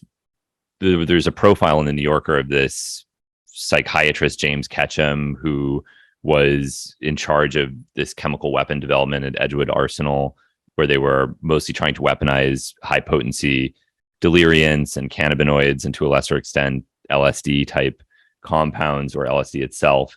And it's always historically been brought up as this sort of ridiculous thing, like, oh, they're trying to get people on the battlefield stoned. Like, what a weird idea that is. But I feel like that genuinely would be just as effective as poisoning people with a nerve agent, and would just reduce the risk of accidentally killing people so much that there's no reason to even pursue this type of compound. Like, it's just, like, so many people have died accidentally researching them, at least in Russia. And it just seems like unnecessarily dangerous. Yeah, I guess when it comes to war, your enemy's casualties aren't your first concern, but I think as a human being, it should be. Right? Well, there's a book about phosgene that I have that has like a really interesting section where they point out that phosgene was actually, in terms of weapons that were used on the battlefield, it was far safer. Like, it resulted in far fewer casualties, phosgene and chlorine, than any of the traditional weapons. And you could even make an evidence-based argument that the use of these compounds was better in the sense that it scared people horribly. So they were less likely to continue fighting, and it had this huge psychological effect while actually injuring fewer people. But then it became this, like, you can shoot people, you can stab them, you can blow them up, but you definitely can't use chemical weapons. That is completely unacceptable. But this is not really based on any evidence that they're more dangerous than anything else. It's just the idea of it is somehow considered worse than like using explosives or something like that. Yeah, or more cruel. Yeah. Which I mean, it's all very undesirable, but yeah. So there's a couple of them I hadn't seen before, like these quaternary pyridine centers. So there's this one with a couple quaternary ammonium centers next to a pyridine. Then there's this one with these isoquinolines, and I thought that was kind of interesting. But then there's some that, like, does this count as a nerve agent? Suxmethonium chloride. It's used as an anesthetic, IV, and it's just like a shorter duration acetylcholine inhibitor. But then there's some just really interesting ones. So like this research chemical here, which is like a trifluoroacetophenone. It's kind of interesting, and paraoxon. I haven't finished doing all my research for these, but I do like having a combination of, like, these are the traditional ones, sarin, VX, but then also some like T1123, where you have just this like methyl carbamate with this diethyl methyl anilinium salt. It's like super cool. I'm surprised those are even that stable. If you've worked with them before, especially the iodide salts, you can just like rotovap them and it'll demethylate on the rotovap. Oh, wow. Yeah. So there's a few interesting ones here. Oh, that is interesting. Wow. That's cool. Yeah. I mean, and have you followed any of these? Because I know that this was a big thing, like trying to prevent anyone from synthesizing these, or that this was like considered a major public health threat. But have you been following any of the historical poisonings with nerve agents? I mean, there aren't really that many other than the Shinrikyo. No, not yet. Like this is one of the parts of the project I want to get a thorough background on before I make the video, because I think I could do a public service and provide some context potentially. And I think it's more satisfying for the viewer if I do that, and it's better if that's kind of the point of the video. So I'm like trying to do that more for tier lists and videos in general, just like less entertaining, more educational, but it's like more engaging for the viewer, which is, I think, where the audience on YouTube is moving. I think I don't know how much you listen to Mr. Beast stuff, but even his own consumption behavior is like, yeah, I just kind of want to watch educational stuff now. And I've been struggling to find enough interesting videos that'll teach me something. It's like, yeah, it's the perfect time to do that on YouTube right now. Yeah, I've not seen his stuff, but I'm sort of familiar with him. He's like the biggest YouTuber in the world or something. Yeah, right? He's pretty good. Yeah, he's up there. I think he's like pretty close, if not the top. Yeah. And what about doing synthesis demonstration videos, like somebody like Nile Red? Is that something you've ever pursued? So it is something I'm considering. One of the ideas I have at some point is if the channel grows to be big enough and I can afford to get a place, I'd probably do that. I'd like to set up a place rather than just rent space. My ideal dream goal would be maybe like 5 years down the road, depending on how things go, set up like an influencer lab. So you might have heard of influencer houses before, where several creators will live together and then like work on projects. But for something like that in a lab space, it would just basically be like a research group, but it's not a research group. It's all creators. And you could set up the lab however you want to like film reactions. Even the fume hood design itself could be made so that it's easy to film. And I think that would provide a service, because the barrier to entry to doing safe chemistry on YouTube is either like Tom, where you're doing it in like a garage or outside. And that's acceptable in some cases. But I think everybody can agree that using a fume hood is safer and preferable when possible. So I think it would be more credible for the people doing the chemistry. And then it would also be safer if there was like people on staff to make sure like all the protocols have been approved of. You can still have creative freedom, but there's ways to make it safer and more accessible for talented creators. That's a really funny idea. The only problem I could imagine is that such a big part of the YouTube attention economy revolves around doing dangerous and potentially unwise things. Most of the chemistry channels that get a lot of attention, it's, you know, styropyro making, or it's not necessarily a chemistry channel, but styropyro making an ultra powerful laser, and or making a crayon out of uranium, or hydrochloric acid lemonade.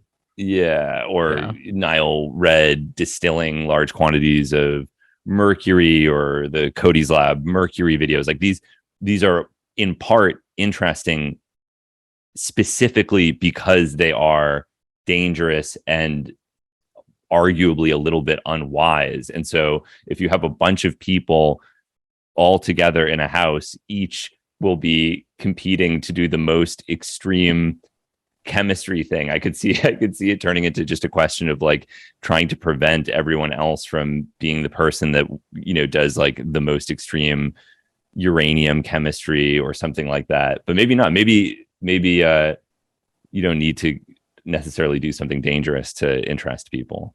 Yeah. So we have a Discord group with chem-tubers. That was something that I was inspired to set up. So I just started that with a few smaller chem-tubers like Chemiolis, Advanced Tinkering, Thizoid. I don't know if you've come across them before. Chemiolis does videos you'd find interesting. He's one of the few channels doing chromatography on YouTube. And he still doesn't have a rotovap, but I keep pushing him like, hey, get a rotovap. It's like, it's not that much. Just get a rotovap. It'll pay for itself just in terms of your time saved. Just do. He's like, oh, it's like so much money. Even Tom's like that. Tom's like, oh, it's so much money. I'm like, just do it. It's like one of your videos, right? Just spend what you earn on one video on a rotovap. You're set forever. And hey, that's B-roll, right? So it's good. And so there's a couple other people like Tom and Nile Red in there now, and Chemical Force. So like it's a pretty decent group of people. I think as long as people are on the same page and they're more about collaborating than competing, I think that's healthy. And when you collaborate with creators, they'll teach you how to solve problems that you have like in an instant. So I think most of the creators I've worked with inside and outside of the chemistry space, as long as they're like pro collaborative, they're pretty good to work with, and you want to help each other succeed. And viewers like that too, right? When you see people collaborating like you and Tom making videos, I was like, oh, that's awesome. That's like super cool to see creators do that. So I think it could be about the hype, and you do want to do the next big thing. Like chlorine trifluoride is something that people want to do videos on, or like hydrogen cyanide, liquid hydrogen cyanide. And Chemical Force has teased a video with liquid hydrogen sulfide, and that's terrifying. And so there is definitely some of that like getting pushed to be more and more extreme. But as a creator, you don't want to go viral once and then fizzle out and then constantly chase like the next high, right? You want consistent content that your viewers will enjoy, but it's clear that you're not trying to promote the most dangerous stuff possible, but rather like the most interesting stuff possible. And so like in Chemiolis's case, he originally did more content that was like a little bit more edgy, chasing the algorithm. And now he's leveled out to more like interesting stuff. Like he made a crown ether, that kind of stuff. Yeah. And they do well. They still do really well. Yeah. I'm trying to get back into it myself because, you know, for the last year and a quarter, I have essentially not filmed anything. And it's funny because I used to film tons of chemistry before I was working full time in a lab. And I would always think, oh, if I just had a camera in the lab, I could film so many amazing things. But now I'm just so busy making drugs that I never, and the lab is so crowded that it feels inconsiderate to set up a tripod when there's like 2 other people that need to access the hood for various purposes. But I'm going to start getting back into it. And I want to do more videos that are just focused exclusively on following all of the complexities of a single synthesis, because it's like, it's just so much fun. And it really is, I think, one of the tragedies of scientific publishing, that you never learn the backstory of how somebody came to do something a certain way. Like, I've been doing a lot of beta carboline chemistry recently, or tetrahydrobeta carboline chemistry.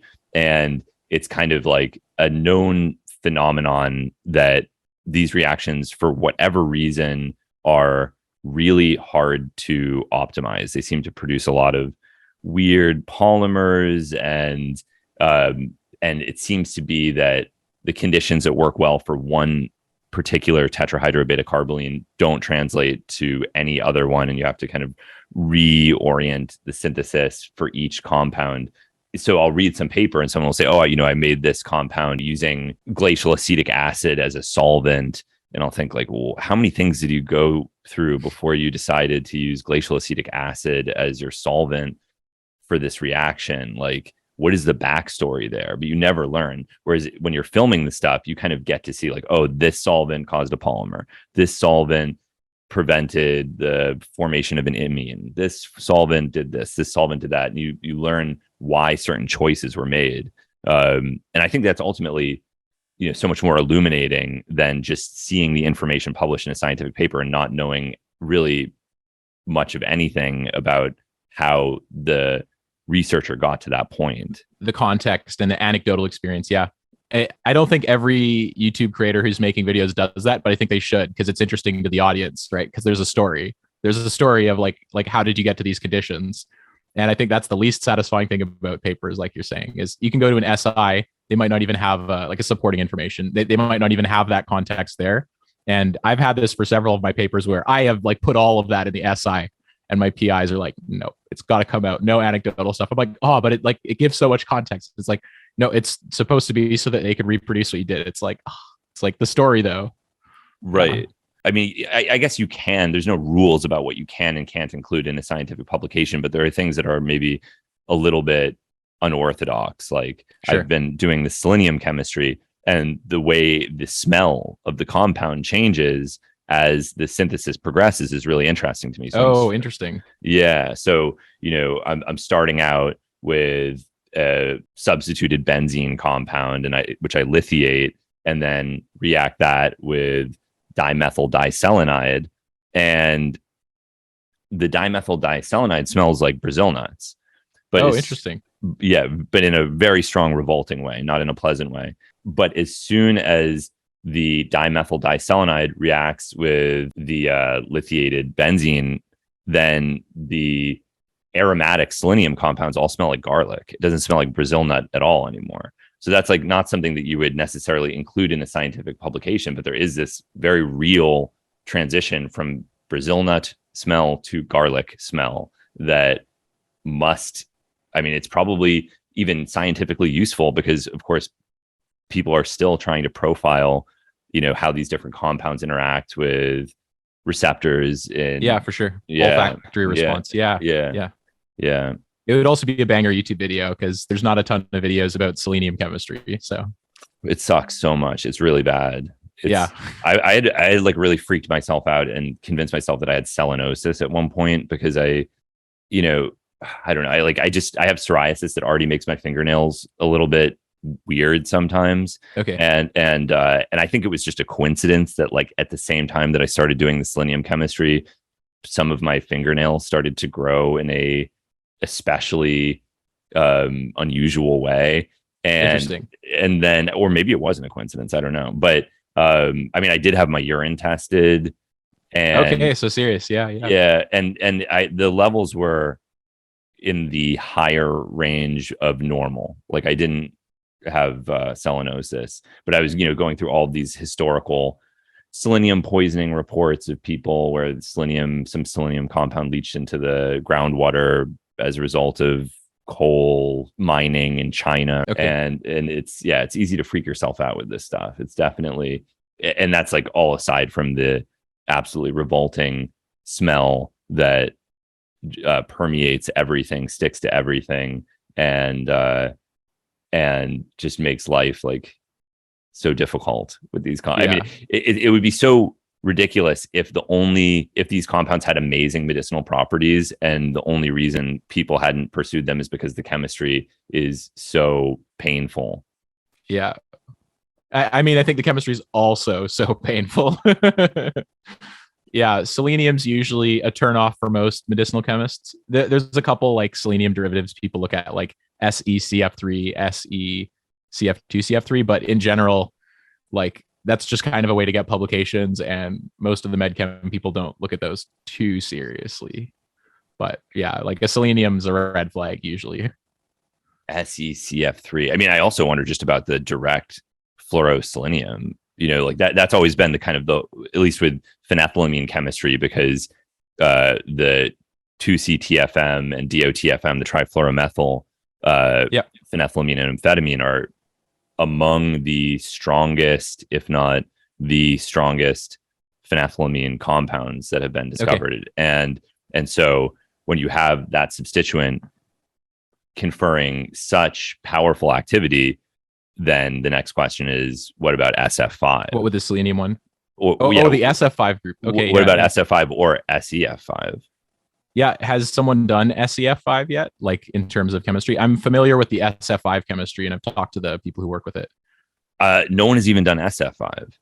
Okay. In terms of 2C analogs. Yeah. No one has ever synthesized 2C SF5. It's probably just too steppy. Like making those groups is pretty challenging. And normally what you do to make them is the trichloroisocyanuric acid with KF. And if you have an electron rich arene like that, I don't know if you just like chlorinate the whole ring to, crap, basically. I saw one route where, it was you didn't end up, it was like, I think it was, you ended up with like a SF4Cl or something like that. Yeah. And then you just have to do harsher conditions for the last exchange. So I've talked to Umemoto about it. Umemoto's group worked in the development of like some SF5 and SF4Cl reagents. So yeah, it's just like putting the first four fluorines on in the presence of TCCA, trichloroisocyanuric acid. That goes relatively easily, and then it's just a higher temperature exchange, maybe with a different solvent for the last one. Yeah. Wow. Yeah, I would love to explore some of that, because based on known structure activity relationships, there's no reason to believe that wouldn't be the strongest of them all. And the only barrier has been the synthetic difficulty.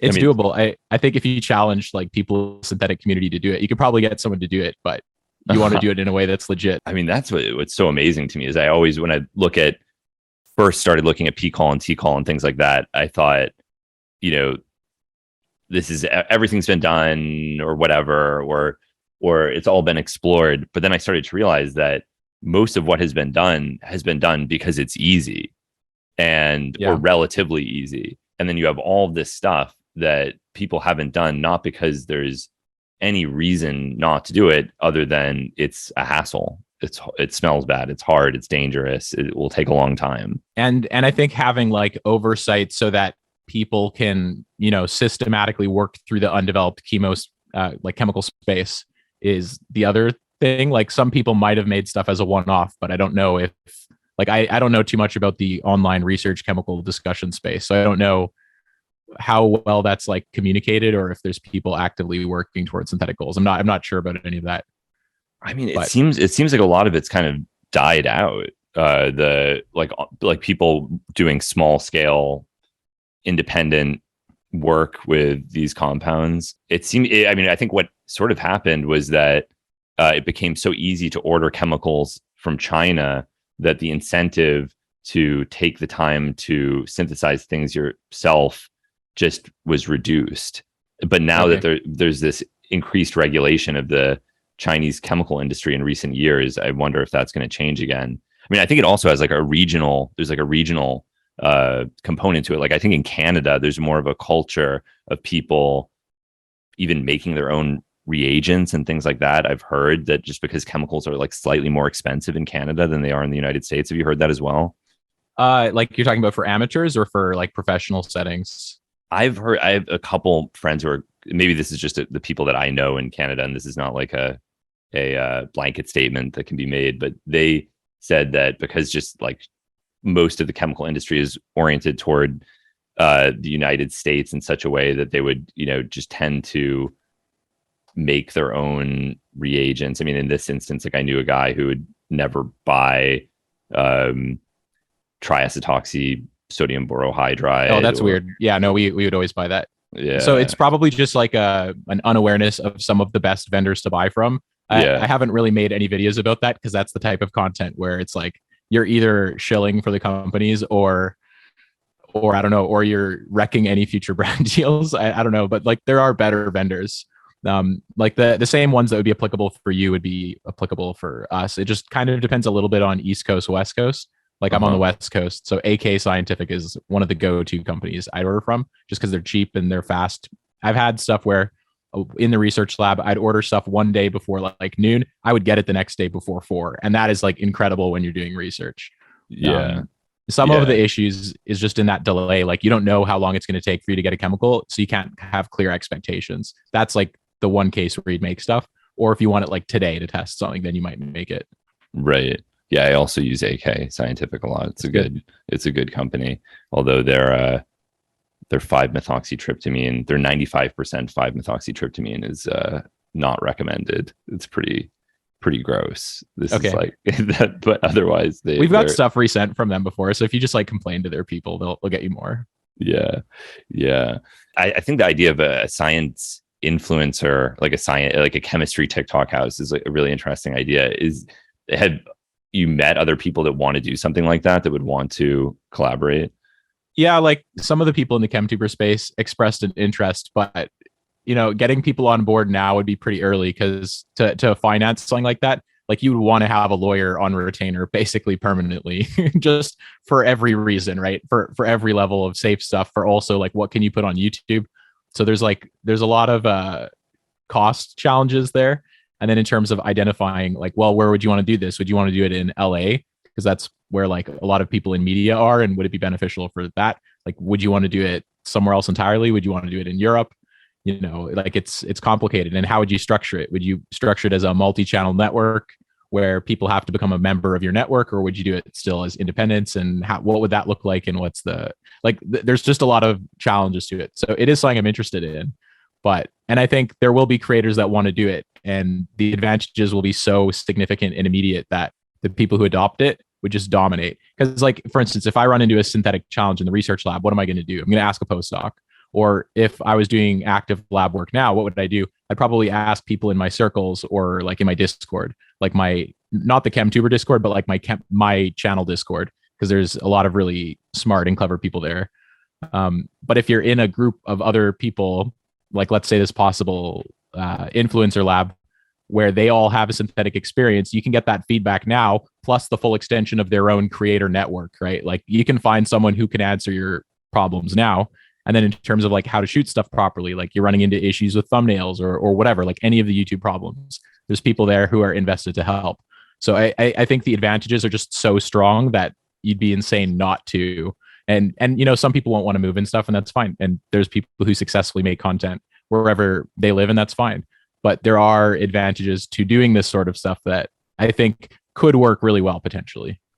Well, I think also in terms of having community labs, like that's something that I think would be really beneficial. I went to one community lab space in Toronto. Do you know about this? Okay. And, not familiar. And it was so cool to see a place with a fume hood and chemicals. It was open to the public, where if you had a little chemistry experiment that you wanted to do, you just come in and reserve a time at the hood and do your work. And that's super cool. Yeah, it was amazing because we were filming there because we were doing something with Nerd Rage about this was at the time when there was all of this endless discussion in the media about Martin Shkreli and ways to source Daraprim inexpensively. Okay, yeah. It's pyrimethamine. Yeah.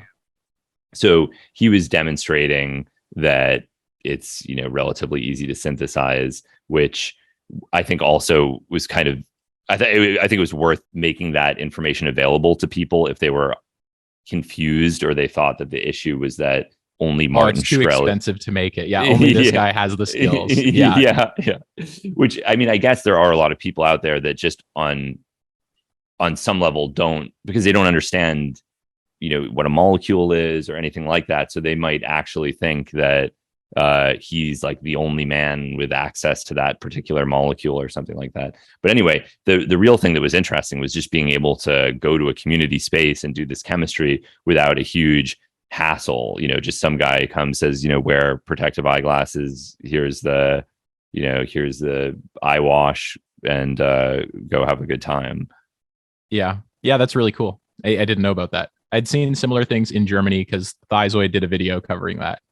Like a similar thing that I don't know if it's Merck, but some companies like got that set up, and it's mostly intended for like high school students, but I think you can still come as an individual if you've talked to them ahead of time. Right. Yeah, there needs to be something like that, especially because most people would be afraid to do this sort of work outside of either an academic or industrial lab or something like that, where it's an established location for doing that sort of work. And outside of the legitimate concerns that it's, a fire hazard and it's dangerous to do something like that in a residential setting. There's also just the reality that there is no culture of independent scientific research. And so if you've got a bunch of scientific glassware and a reaction running in your apartment and your landlord sees it, like they're not going to assume that you're doing some fun, innocuous experiment. They're going to assume you're doing something illegal and bad. Yeah. And yeah, like in the amateur chemistry space, I know people have different stances on it. And so instead of trying to say like, this is unsafe, you shouldn't do it, I just say like doing it with other people around and proper safety measures is better. And it's like hard to disagree with that. Right. So I get that. I do think having space for that in a community is good. You do still run into a lot of issues like, well, what are people making? Are people going to use that community space to make explosives or something? Like who knows, right? And I think you can always assume the worst ever, right? Like if you walk behind an alleyway and you see a guy holding some bag, you're gonna be like, oh, does he have drugs in it, right? Like you could always assume the worst, and I think that's partially just human nature, right? Like is this a threat for the unknown? But at the same time, it does provide an opportunity for people to do safe chemistry, and I think that's better than having people making chloroform in their house or making, trichloramine accidentally. There's different things people try and do as their first experiments, making bromine at home, that kind of stuff. Right. And I saw a video that you did recently about the Action Lab. Yeah. And I mean, how often is it that you look at science on YouTube and you feel that there's something either dangerous or there's some kind of scientific misrepresentation at play that's maybe not appropriately informing people? So for safety related stuff, I haven't been too harsh against like people like that in terms of like making content surrounding it. Right.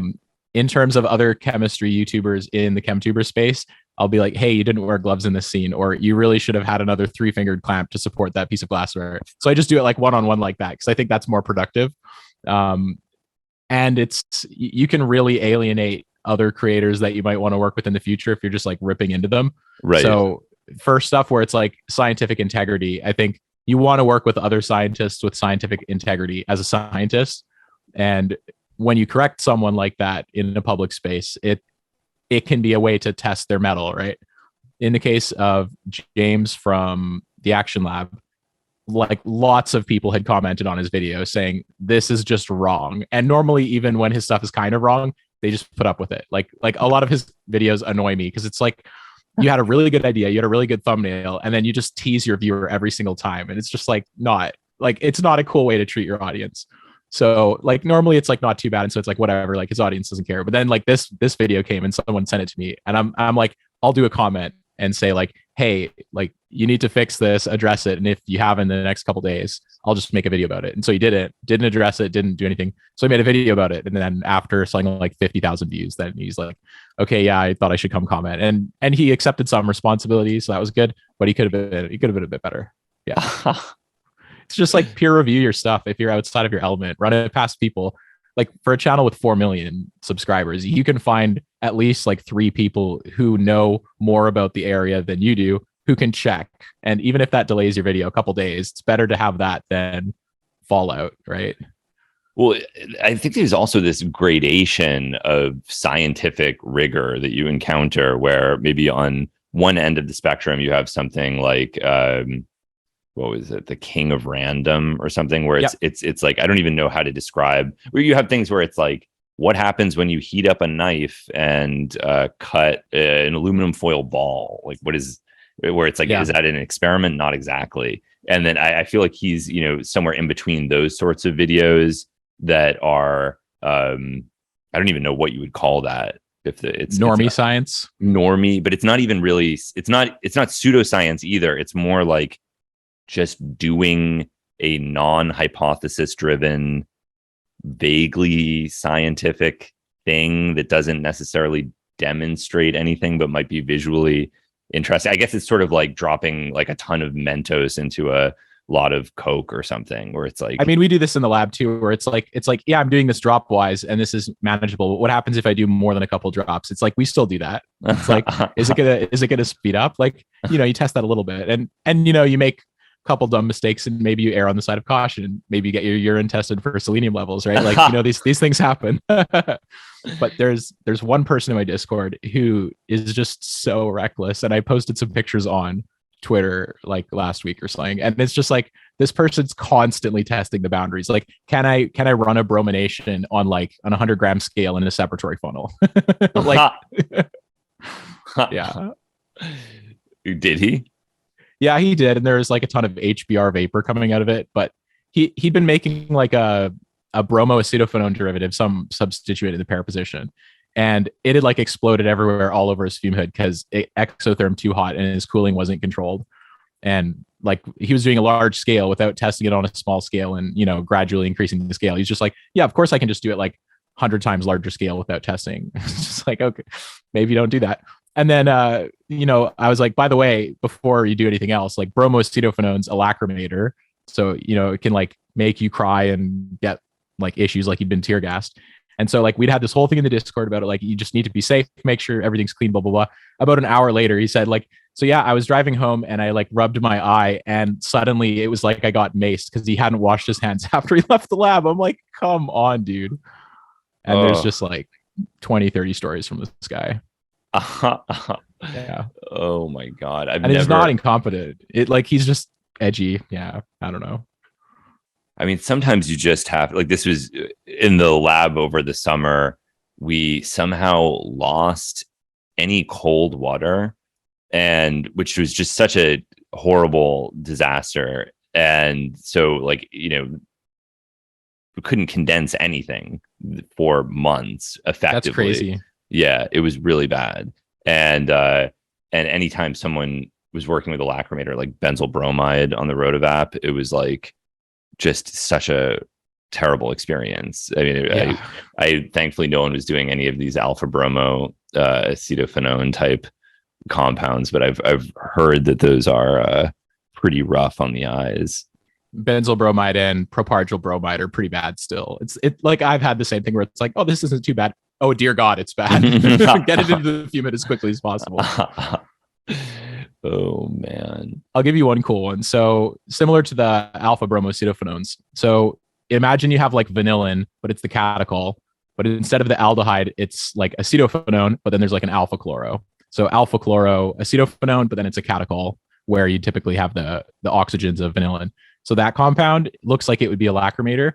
But if someone's working with it on the scale, like people within like a 2-bench radius will just start sneezing like crazy, like absolutely wild. And one of the undergrads that was working for me had been making some analogs because we were putting like a CF2 between the catechol. So he'd been like putting a thiocarbonyl between, and he was like weighing the stuff out. And he's like, I think I have a sneezing compound. I'm like, I don't know what you're talking about, man. That sounds so stupid. I've never heard of a sneezing compound before. Lo and behold, a couple months later, he's finished his research. I have to repeat one of his procedures, and I'm weighing it out, and I'm sneezing like crazy. I'm like, wow, I'm the idiot here. He was right. Like, that's interesting. I mean, is that a known thing? I hadn't seen it reported anywhere, and it's kind of an obscure compound, so it doesn't have a Wikipedia page to my knowledge. Yeah, that is interesting. I mean, and again, AK.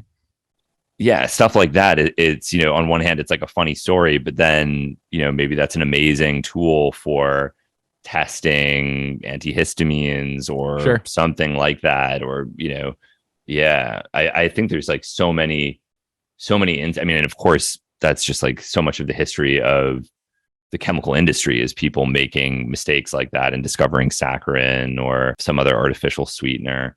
Yeah. Yeah. Or LSD. Cool. Or LSD, right? Yeah, that was another one of those. Yeah. It's like, it really is amazing. In terms of like all these stories, do you ever encounter ones that you decide not to submit because they're too dangerous, or you think they might like, do you have any example, or maybe just you don't have to necessarily say? So yes, I do. Like I mean, this is going behind your paywall, right? So I started doing a monthly Patreon exclusive Chempilation series on my Patreon, and I've got a bunch of people watching those now, and that's exactly where I put all that type of content. So I'll give you one example. So the first Patreon Chempilation I did, this person in my Discord, when I was offline, had just drank like 60 milliliters of acetone. Just like why would you do that? And then they're like, this is how I know it's safe, blah, blah, blah. And there's other people like contacting doctor friends. It's like, no, what you're experiencing is like neurotoxicity. Like that's what this specific sensation you're describing probably is. And eventually this person gets bad. And so like that kind of stuff doesn't really happen in the Discord, but especially after that incident, like higher stakes, we want to make sure people aren't drinking or consuming chemicals that they shouldn't be, and then describing them in detail to other people in the Discord. But stories get through the cracks. Like, yeah, some stuff or particularly graphic stories I try to only include in Patreon stuff. Yeah. Why did they drink this acetone? Because I think they just wanted to do an experiment. That's honestly what I would call it. Like, they thought it might inebriate them, but they really framed it as if they wanted to just do this as an experiment to see what it would feel like. Okay. And was there any intoxicating effect? I mean, they described some stuff like, oh, this is what I'm feeling right now. It's hard to know whether or not they were just being dramatic about certain stuff. Like, I think I can smell acetone in my sweat. Presumably, if you drank like, two shot glasses worth of acetone, you could probably smell it in your breath. They're like, oh yeah, I'm gonna go get my urine tested or blood tested, blah blah. But like clearly they had the wherewithal afterwards to go like, this is probably a dumb idea, and I need to get certain biometric data measured. Like, I don't know what their ordeal was, but yeah, just stories like that, or like another story is like someone was working with brake cleaner, and then they decided to jerk off afterwards, and it's like, yeah, that story could not go into the normal YouTube videos. Like, oh my god. Oh yeah, and then what? There was also like the proton NMR of the semen. That's also, yeah. I haven't talked about that on my Patreon. I thought about doing that. Yeah. So someone. This is also without my knowledge. Neither of these people were banned because they're in like the inner ring where people can talk about drugs and stuff. One person paid another person $100 to do an NMR on jizz, but now like they didn't like run the protocol that they were going to do to extract this past anyone. So they just like jizzed. They tried doing an extraction with chloroform or DCM. They concentrated the DCM down. I don't even think they did that. They just took the DCM and then put it in CDCl3 and ran that. It's like stupid. The other guy paid him $100 too. So, $100 is $100. Yeah, there you go. I mean, yeah, maybe it could have been a Nobel Prize winning discovery. Maybe Ig Nobel worthy. Yeah, sure. Yeah. And so you say that drug stuff is on like a separate tier. Is that because you're trying to discourage people from just focusing on that, or because of the legal issues, or what is your feeling on that, because I've noticed that you don't tend to emphasize that sort of stuff. Yeah, so it's mostly just because the Discord, has policies for what younger people might be getting exposed to. It's also like, what does it look like at first glance to someone looking at it? So a lot of the rules in the Chemist Discord are basically, are you trying to engage in productive discussion? Like if you post something and it's a joke, will other people know it's a joke? Like Poe's law is any extreme view you see on the internet should be treated as a serious one, or like it's indistinguishable from a serious one. And so like if someone, I'm not going to say any here because this could be clipped and taken out of context, but let's say someone makes an obscure claim, like let's say like, oh, iodine actually isn't 127 and it's actually 130, and you say something like that, like you could be trolling. Now if someone did that, that would be fine, right? Because it's just literally a troll, and that might wind someone up. But people will say that about other stuff like chlorine dioxide, like, oh, chlorine dioxide in water, it's great. And so they say that kind of stuff, and that's less acceptable behavior in the Discord. So in terms of public channels that everybody can see, that type of stuff would be disallowed. And then in the channel where the kind of inner ring people who are cool and mature and okay to talk about stuff, where those people are, we have more discussions surrounding drugs and other topics that wouldn't be allowed in other channels. Like we don't even have politics discussions in the other ones because it's the same thing, right? Like someone has an idea, they want to share it to someone. The person sharing it isn't effectively communicating their point because they don't have like a real-time response from the other person. So It's just one person getting upset. The other person doesn't want to engage, or they're just trolling. And then the whole community is more toxic as a consequence. So we just have like a no politics rule now, including even the inner ring people, because it's too spicy and it just ends up being divisive. So right. Yeah.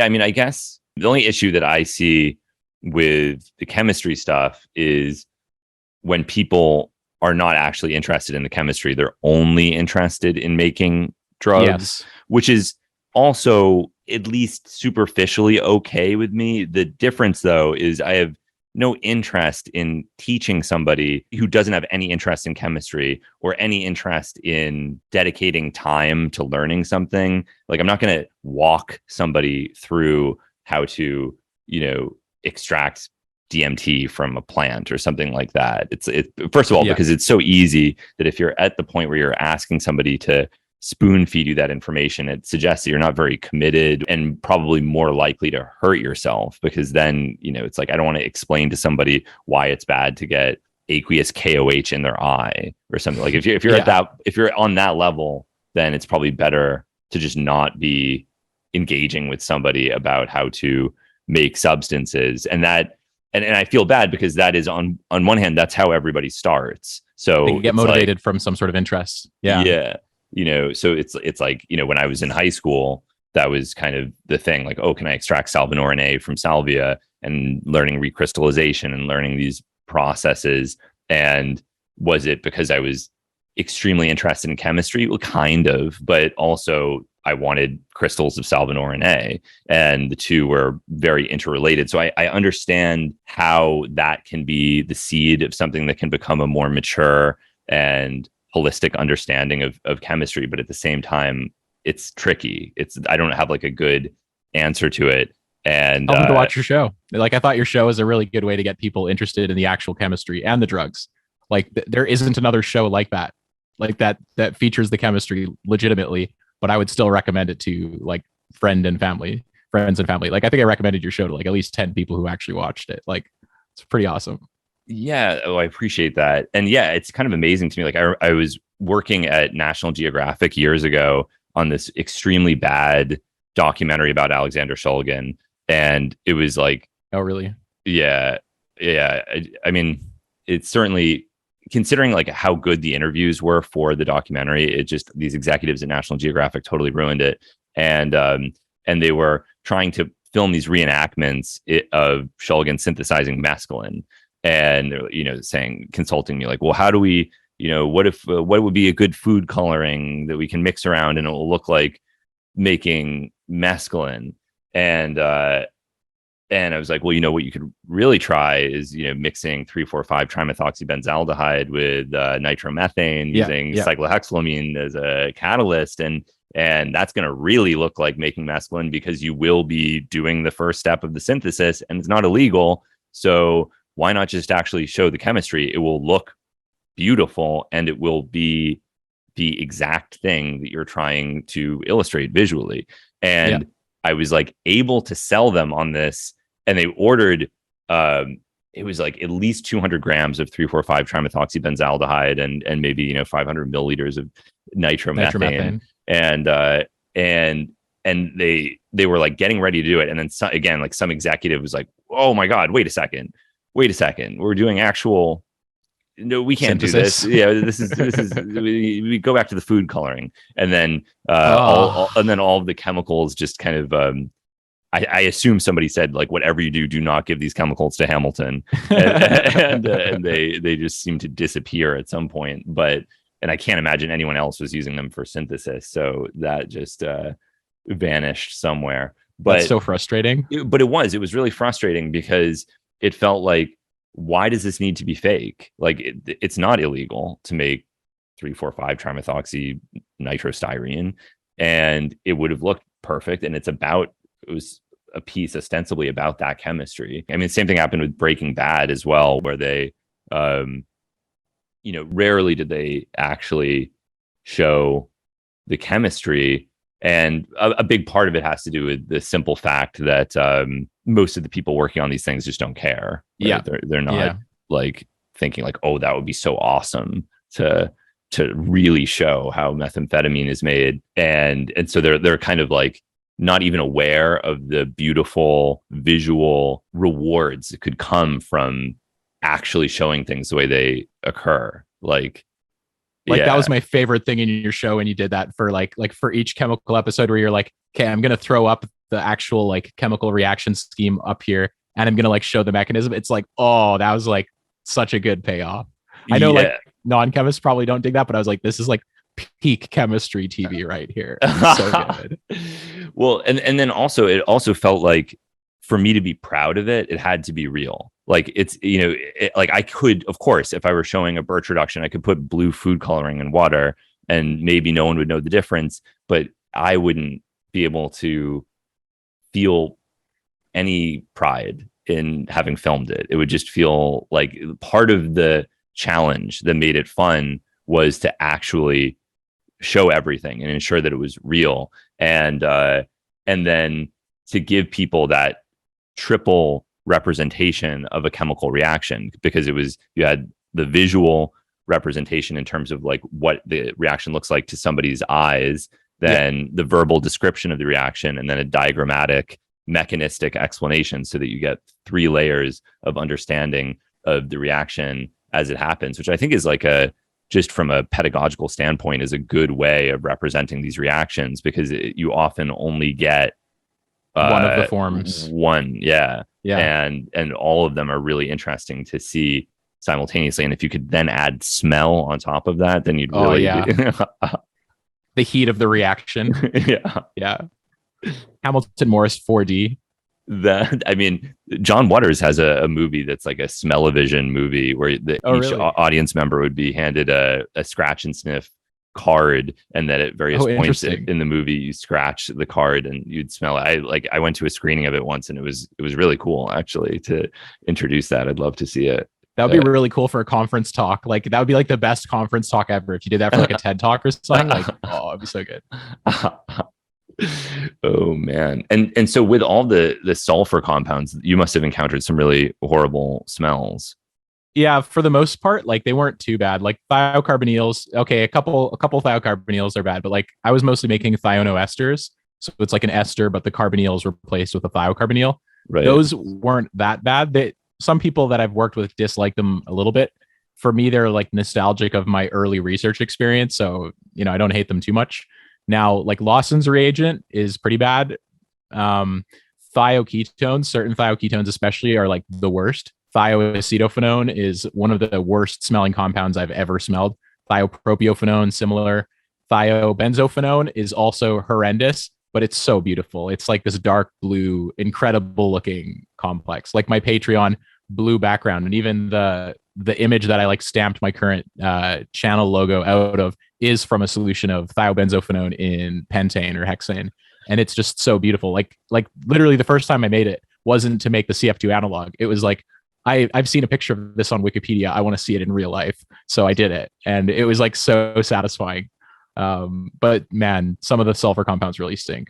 In terms of the worst smelling ones, it's mostly just like thiols, benzyl mercaptan, ethane dithiols, okay in really low levels. It's a bit like some Asian like peanut snacks, but in higher levels, it's just like unbearable, choking, disgusting. Yeah, thiols just particularly are bad. Thioethers can be hit and miss. Like I've made chloromethyl methyl sulfide.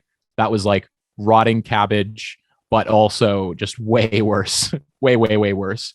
It's like mom chloride, but like a thioether instead of an ether. Right.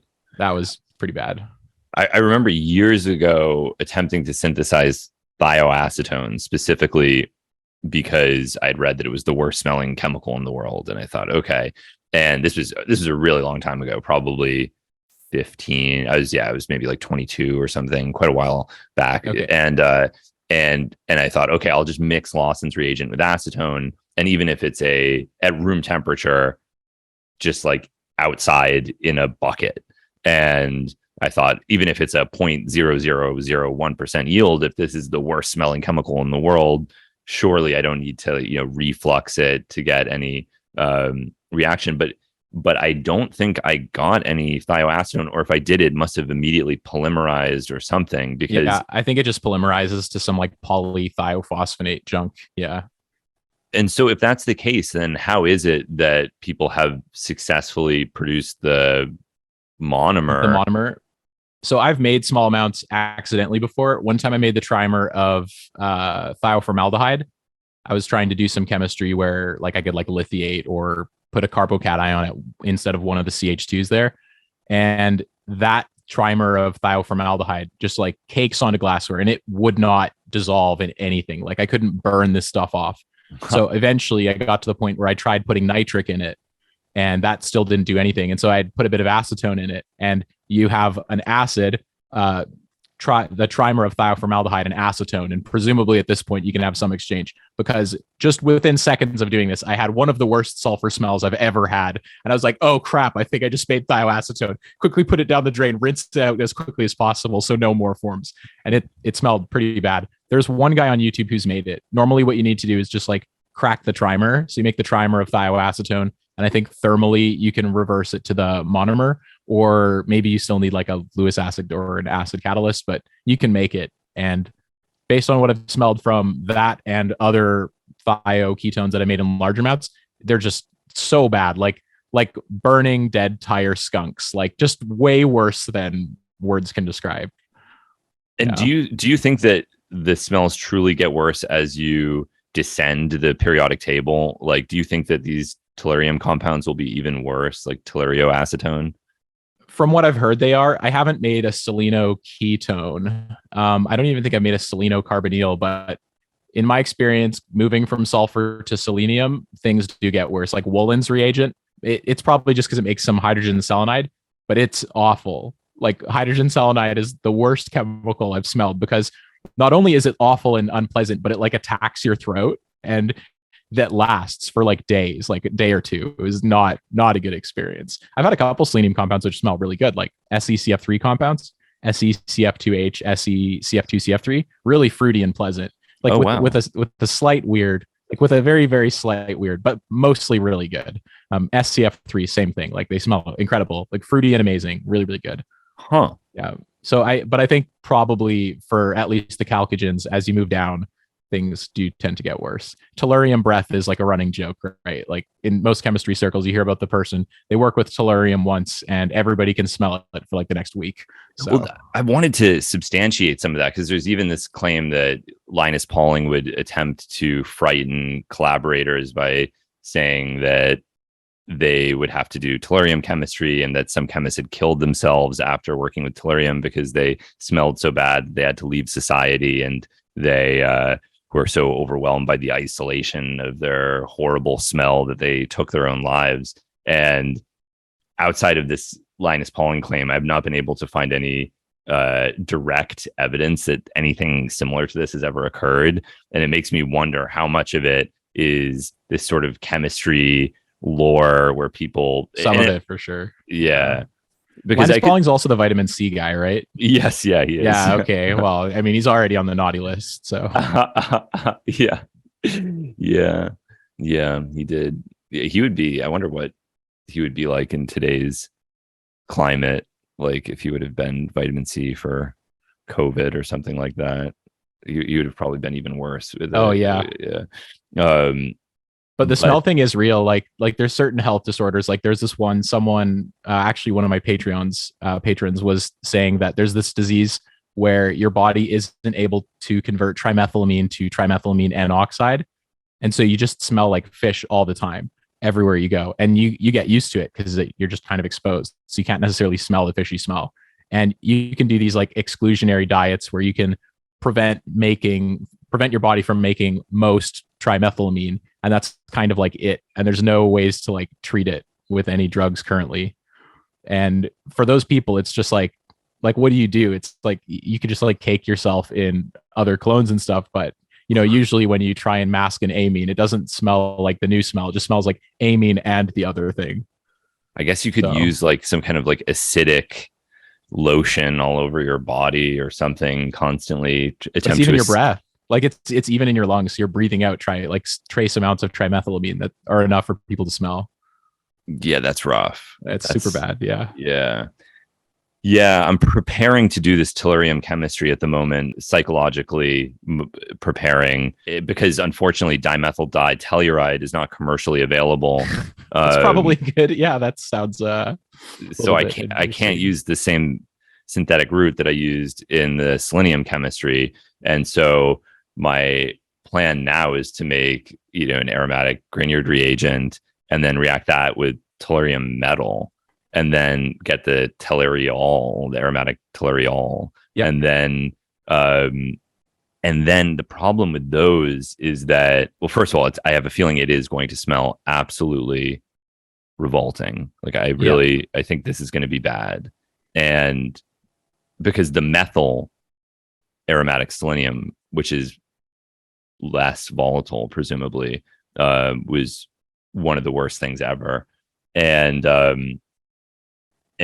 then I need to figure out how to purify it, which is annoying as well, because these things, they tend to be soluble in both aqueous and non-polar environments. I mean, I guess I could make like a salt, like in a basic solution. And then, I still haven't like totally worked out how I'm going to purify these things, which is really hard when you're working with something that everything you touch gets contaminated. Yeah. Yeah. Like even aryl thiols are awful to work with. And I've worked with aryl thiols, even like 1,2-bis aryl thiols, and they're just so hard to work with because they oxidize so easily. So what I would say is if you can prepare the tellurate in situ, I would probably personally opt for an aryl lithium instead of an aryl magnesium. That's just like my preference. Do you already have your aldehyde installed when you're doing this chemistry, or are you doing like Vilsmeier after? The way that I made the selenium compound, I did the Vilsmeier after I had the methyl selenium, but that was really, I conceivably could have made the aldehyde first. The only issue is that aldehydes, potentially can oxidize as well. And you get and if you lithiate, it can attack and form the alcohol.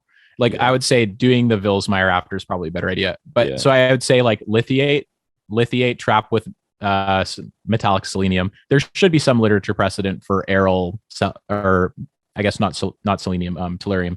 There should be some precedent for aryl tellurium synthesis. But lithiate trap with metallic tellurium, and then I wouldn't try making the tellurol. I would just methylate in situ. Now, the one thing I will say is that's exactly what I wanted to hear. That's I've been fantasizing about that. But I would decant out from the metallic tellurium because you might make like dimethyl telluride, and that sounds awful.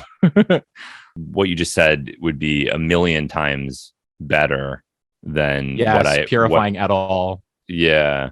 And also because the way that I'm doing it now, I'm starting from it's from like the dimethoxyiodo and which is really expensive as well. So like Can you not just make it? Like you should be able to make that HFIP, NIS, and dimethoxybenzene. It should be pretty clean. Yeah, I could just make it, and I have NIS, and I will. This is mostly a test thing. It's like, yeah, sure. Like I just wanted to see if it worked at all, and if it did, then I would probably make the dimethoxyiodo.